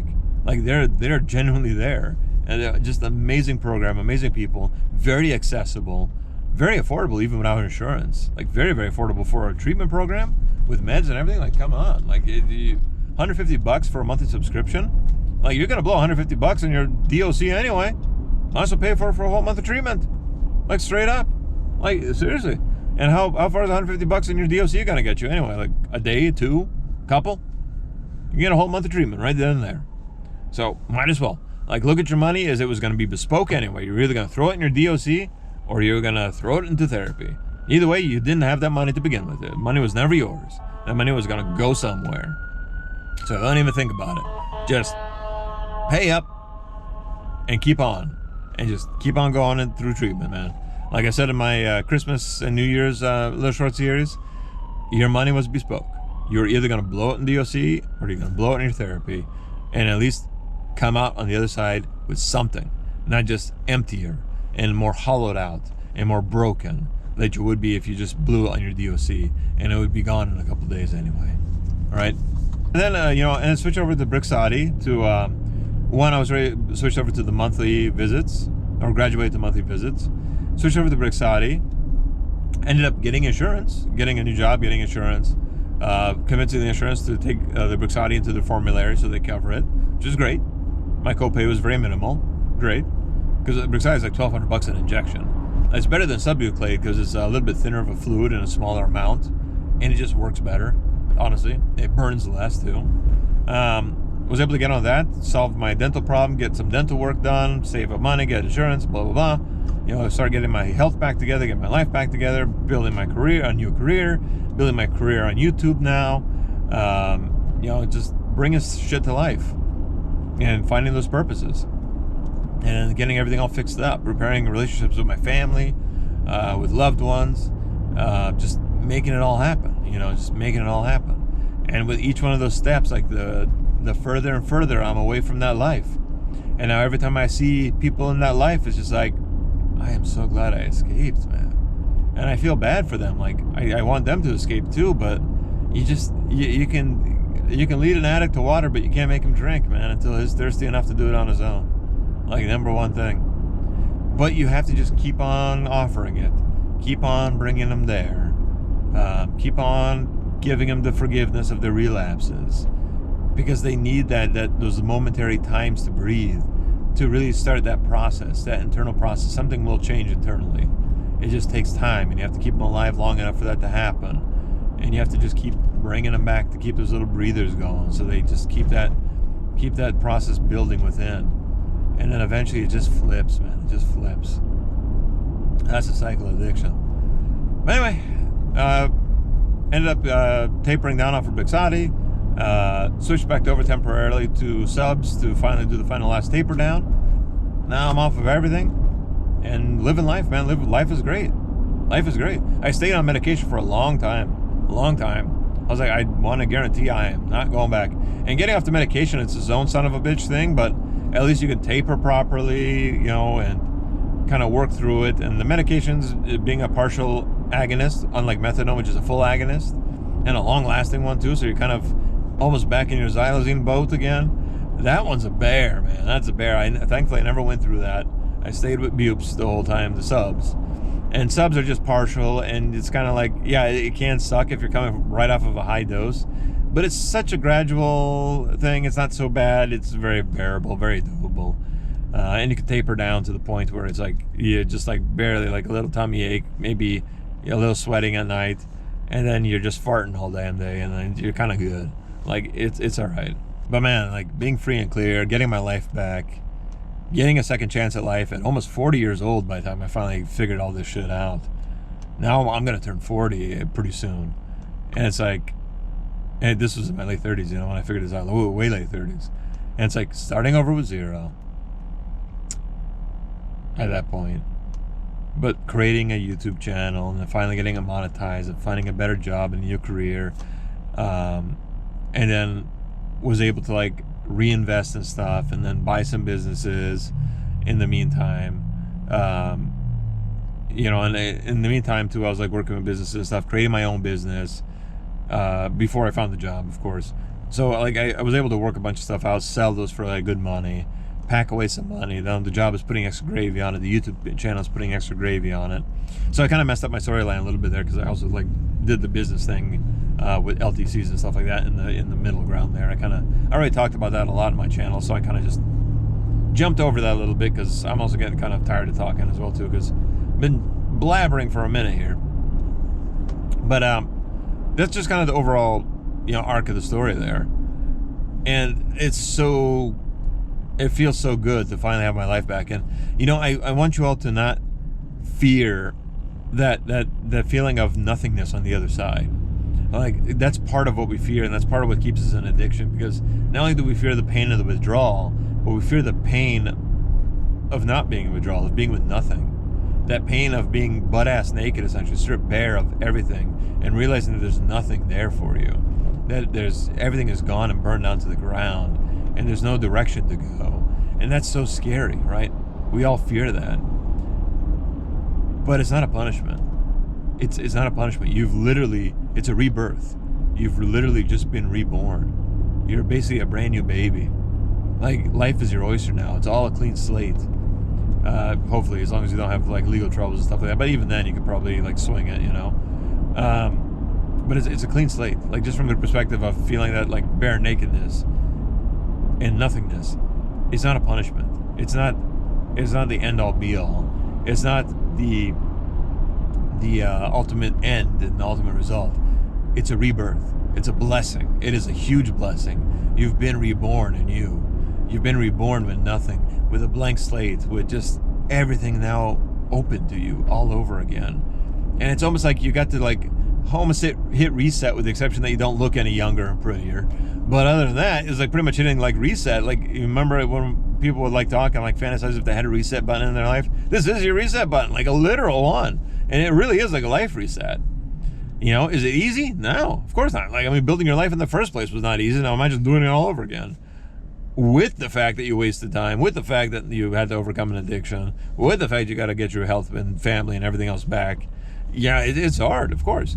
But it's like hitting the reset button, like the literal one. And it's not a punishment. It's a blessing. You've been reborn. You're all clean. You're all new. It's like, just keep on going. Yeah, it's well worth it. Well worth it. So whenever you think, was getting clean ever worth it? You know, if you're looking around and you say, I got nothing, like, where am I now? Like, what is this? Yeah, just like when you were born the first time. You were born butt-ass naked. You were born with nothing. You were born in a strange place that you don't know, you don't recognize, you don't know how to handle it yet. Same thing all over again. You've just been born again, man. Out of the womb of addiction. So, dry yourself off. Get that shit out of your nose. And, you know, that snotty stuff, you know, that mucusy stuff that they suck out of there for the babies and stuff. Kind of using the same euphemism of being born again. Give yourself a good hard spank on the butt. Make yourself cry a little bit to make sure you're breathing. And then get to it. And just keep on going. Because it is worth it. It is very much worth it. It's not a curse. It's not a punishment. It's your second chance. And a totally clean slate to reinvent yourself and really now make all your dreams. Now you have no excuse, no reason. You're not beholden to anything, because pretty much everyone is giving up on you, right? So it's like, you think that'd be bad. Well, in a sense it is, because now you're alone. But also at the same time, like, any pressures or dreams or push of anybody that they had on you to be a certain way or do a certain thing, all that's gone. They gave up on you, right? Now you have total control and total predilection to do whatever the hell you want with your life. Now you can really become something that you're actually happy about, that you actually want to do. You know, I talked myself out of YouTube forever. And I did it. I just jumped in. Because why not? I don't have to answer to nobody now. I don't have to be in any way, shape, or form now. I can be whatever I want now. I can go get a job at a state like I've always wanted to, instead of having to deal with the stresses of being in the clinics and in the hospitals. You know, because I didn't really enjoy that process. I mean, it was cool. I have a lot of cool stories and stuff, but it wasn't an enjoyable thing. My life was not in balance that way, but now my life is. I mean, they force you to take a lunch break. They give you time off. Paid. They make you take that time off, too. And it's just like, they even feed you sometimes. Like, it's pretty damn cool. It's pretty damn good. I'm off at 5 every time. They kick you the frick out of the office. Like, just stop working. Get the hell out of here.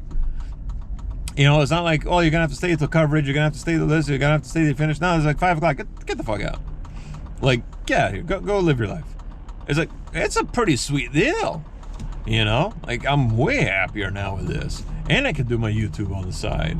And it's just like, it's just, my life is just so much better.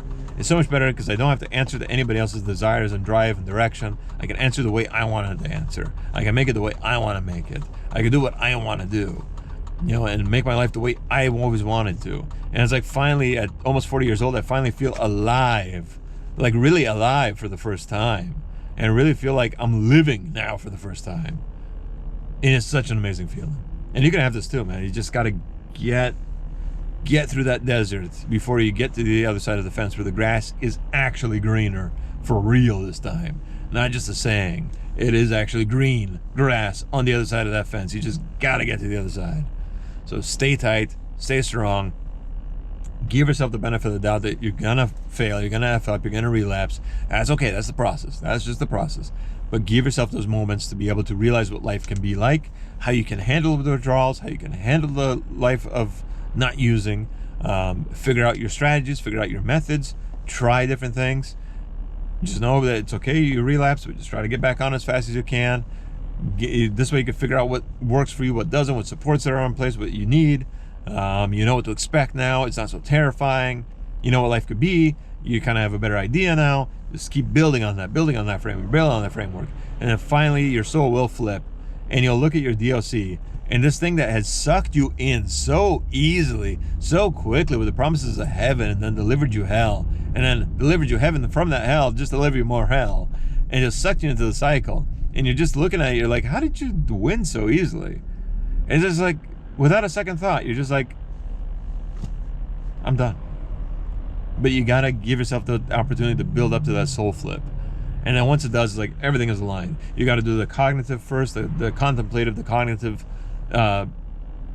will to get into therapy and get off. And then you gotta give your body a chance to kind of figure out and get used to what life can be like and how to get through that process. And then your soul, give yourself that multiple times till your soul flips and then everything aligns. And it's just like, literally just looking at this, it's like, how the fuck did you ever have any power over me? Gone. It's just like, goddamn. Like, it's finally done.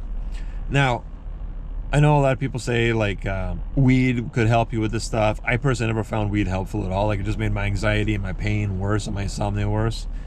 I wouldn't necessarily recommend it. If you're gonna do that, like do CBD, but again, don't F around with other substances. Like that'd be my number one rule. Because it's like, no, what are you doing? Are you actually getting cleaner or just replacing one thing with another?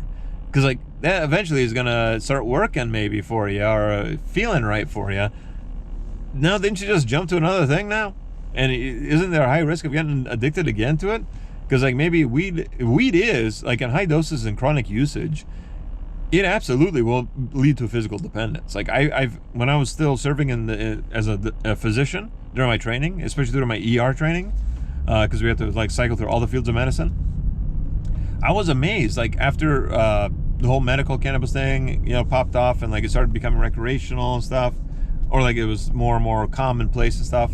Yeah, I think this was before it became officially recreational, or maybe it was still like in the very beginning of that or something. I think it was maybe in the very beginning of that. But anyway, dabs and shatter and all that stuff were super common. These super like crazy ass strains that are super like strong were like everywhere, and like I can't tell you how many people we've had to like admit to the hospital for medically assisted therapy for cannabis withdrawal. And then it's also the psychological component, because this weed ain't the weed of grandpappy's day, of your daddy's day, of our early days. Like this shit is a different class. And your cannabinoid receptors, you have cannabinoid receptors, that's how it works, right? It's gotta have a receptor, otherwise it ain't gonna work, right? So, those often have a lot of crossover with mu receptors, so that's why people say cannabis can work for some of the symptoms. Again, I never found that to be useful, but there is, especially with some of the CBDN or CBN or CB receptors and stuff. There's specific ones. We don't have to go into detail yet in this episode, but there's some crossover with them. They have some cross activity and some cross coverage and stuff. And there's your cannabinoid receptors, your endocannabinoid receptors, because you make your own cannabinoids. That's why you have receptors for them. It's not because you're supposed to smoke the weed, it's because your body makes that similar type of chemical and it uses it for neuromodulation. And it just so happens that the plant makes something very similar. And it's called cannabinoid because we found it using cannabinoids. That's why it's called a nicotinic receptor, right? It's not because you're meant to take nicotine, it's because we used nicotine to discover that receptor. So don't fool yourself into thinking that you're supposed to be using that stuff. If it ain't right for you, don't do it, right? Just don't. Like, don't play with it. Or, just try not to. Now, of course, weed is much harder thing to get addicted to, but it's not impossible. It's not impossible to get physical dependence. It's not impossible to get psychological dependence. And if that just happens to tickle your fancy just right, you'll get sucked in. We did that for me at first, and I got sucked in deep. And then I transitioned to more harder stuff. So it's just like, I would just caution, like, just do this the one time to just get clean of everything. Just clean it all up. Don't replace it with nothing else. Anyway, just get clean. Like, just get clean and get clean for real. Don't play with no other substances. Like, you are already part of that 15%, which is at high risk of slipping again. Like, don't think that you just have one DOC. You don't. Depending on time, place, brain chemistry, something else is going to tickle your fancy just fine.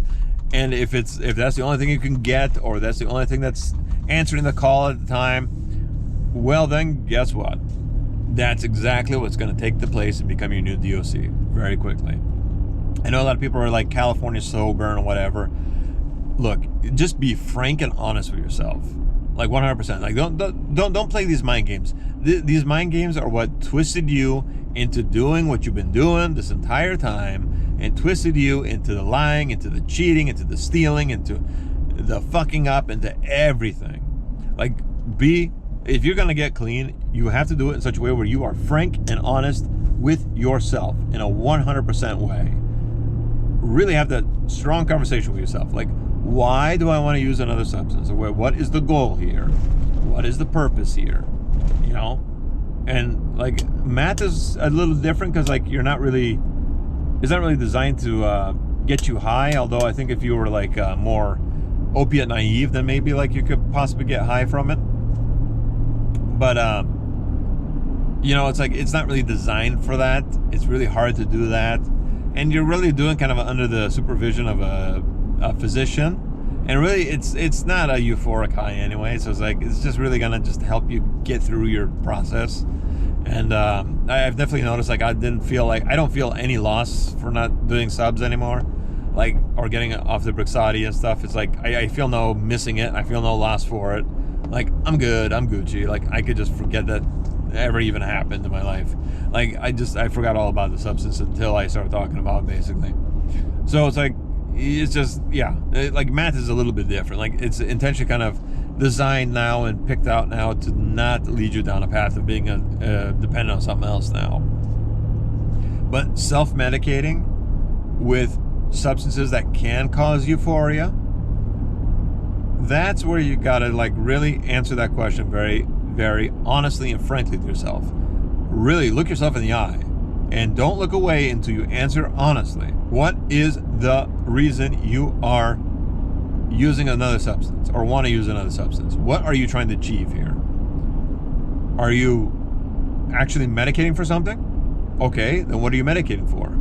Okay, why can't you go through more standardized therapy under the purview of a physician? Why are you trying to self-medicate now? Why? And then ask yourself this question too. Are you just trying to bend the rules? Is that the addict mind talking now? Like, if you really want to be clean and get your shit together, like, you gotta be frank and honest with yourself. And you have to be brutally honest with yourself and hold yourself brutally accountable, because you're gonna have to if you're gonna survive. Like, look at how many other like addiction influencers or whatever, or content creators, like, started messing around and then they spiraled. Why? Because why were they messing around for? What were they trying to do? Self-medicate? Okay. How did that work for you? Didn't go so well, right? Why? Because you're not self-medicating. You were just looking for another way to get high. That was the addict mind lying and deceiving you, but because you didn't want to be frank and honest with yourself and look yourself dead in the eye and really make yourself accountable to answer that question 100% honest, you let yourself lie to yourself, which is what you were doing in addiction in the first place. And now you're playing on a slippery slope where by the time you realize you're sliding, you're already at the bottom. Right? That's what happened the first time around. Don't think it ain't gonna happen again. All right? You're not smarter than the average bear. All right? Like, that same bullshit is what got us in trouble in the first effing place. Plain and simple. Anyway, so just be frank and honest with yourself and be like, yo, just stay clean. Just avoid everything. Just avoid everything. You don't need shit to enjoy life. All right. Now it's a different story. Like once you really have like a good stability, if you are gonna dabble a little bit here and there after you've been clean for a while, been straight for a while, been abstinent for a while, maybe have a drink once with friends or something like that, or smoke a little herb every now and again with some friends or something. That's okay. I can see the argument for that, but still, I would argue you're playing on a dangerous game here. I wouldn't do it. But I can see the argument here as long as you go forward with it, knowing that, okay, I'm doing this recreationally for recreational purposes. It needs to stay only here, and don't take it home. Don't start doing it at home. Don't start convincing yourself that you're going to medicate yourself with this. Like it's your medicine. No, you have to be, again, brutally honest with you and hold yourself brutally accountable. The reason why I say just avoid it is because it's super hard to keep yourself that honest and keep yourself that accountable. It starts once, starts twice, then it keeps on going. Again, remember, how did you get addicted to the first place? Remember, you were here before, answering that exact same question, and what was your answer last time, right? How did that turn out?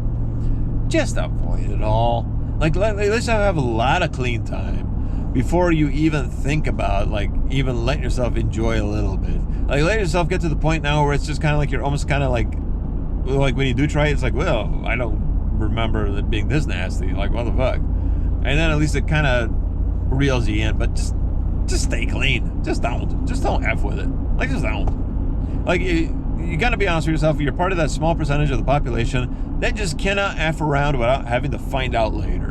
Like, you're just not. I'm not. You're not. We just aren't. All right? It's just better for us to just don't play. Don't play with fire. Don't play with it. Don't start sliding. Stay clean. There's a lot more to life to enjoy than getting buzzed, getting high, than any of that. Even if you're out with friends, like, shit, I find other ways. Like, I find other ways of doing it, you know, like that are not going to lead to no addiction. Like if they're drinking, I drink something else, like water or sparkling wine or whatever. Now, I never had like, not sparkling wine, sparkling water or something, or a soda or something else, and just to have the fun of like something fuzzy and bubbly and whatever. Like I never really liked alcohol, to be honest. It was never a problem for me. So for me, like I can't even finish a full beer without being like, I'm tired of this already. Maybe a glass of wine because I like wine a little bit better. But even then, after one glass, I'm just like, no, no way. Whoa, hello. Okay, I'm good. You want a refill, sir? No, I'm good. So I feel more confident about, like, on occasion, like maybe during the holidays, like they have a glass with family or something like that. But I do it around people I could trust that also tell me to, like, nope, stop it. Like, not at parties, not at everything. At parties, again, I know myself. Or at get-togethers, I just grab a soda instead. Don't even play. Like, if I do drink, it's during the holidays with family, because it's kind of a cultural thing for us to have wine, you know, on certain occasions. And we grow our own grapes and make our own wine as well, too. So it's kind of the thing that we do. But I do it around people I trust, who I can trust, are going to say, stop. All right, now with friends, they're like, yeah, have another one. Oh, okay. You know? Oh, shit, I wanted to go to the gas station. Okay, I'm going to have to snap it around. That's why I was going the opposite. I totally forgot. I was going the opposite direction because I wanted to go up the hill the other way because I need to swing by the ass station to get some gas for my gas. Gas for my ass. Duh. Because I'm going to have to drive all the way to Wood Endville tomorrow, and Carnation. Went Carnation and Wooden. Oh, and then North Bend, too. Jesus Christ. All right. Let's go that way. I gotta go and get gas. I gotta get ass for my gas. Anyway, or I gotta get gas to move my ass. Let's go. So, tally-ho. Which way was I gonna go? Yeah, so I do it around people I could trust that are gonna, like, slap it out of my hand. You know what I mean? And, like, put a kibosh to it. And just do it very, very rarely. Now, in party environments, or if people are smoking weed or stuff like that, I just don't partake. Just don't. Like, I know I like weed. I know it's gonna tickle my fancy, so no, don't bother. If they're gonna be smoking around, like, I just have to step away. Look, I gotta step away. I ain't about that. I ain't about that life no more. And I just don't play with it. Just don't play with it. Drinking, same thing. I don't do it in social events. I don't do it at parties. unless my family's around, and it's just that rare time in the year where we're doing it for cultural reasons. That's it. And because I know I can trust them, if I start slipping up, to stop it down. I don't have access to my own, I don't play with it. At parties and stuff like that, I grab a soda instead. Plain and simple. Just keep it like that. Just keep it like that. Don't play. Don't play. We, like I said, we are part of that small percentage of the population that cannot F around about having to find out later. That's why we're part of that. The few, the proud, the addicted. That 15% of people who just have that brain chemistry and a predilection to falling down. So just don't play. Like, don't go California sober. Don't do none of that. Like, I do preach abstinence because, frankly, you're just playing with fire otherwise. Like, some people sure can do it. Absolutely. Maybe after plenty of sober time. Sure, maybe you can maybe play that way if you have to, but do it responsibly. Do it with people that you can monitor you, with a physician that can monitor you. Like, there's some kind of check and balance system. But I see too many people doing it and trusting themselves with it. But that's how you got here in the first place. And now you're playing with fire. Now you're playing on a slippery slope. Like, why do you do that to yourself after everything you just went through? Like, really? Just don't. That's why I tell people, just be safe. Don't do it. Don't play. Just don't play. Done. Stay abstinent. You don't need it to be happy. You just don't. You just don't. There's so much to life to enjoy. Like, I enjoy just editing and creating and making videos, and then doing my artwork and stuff. I do a lot of drawings and paintings and stuff, and I do custom lamps and things, and like those DIY projects where I'm making my own custom sweatshirts and things.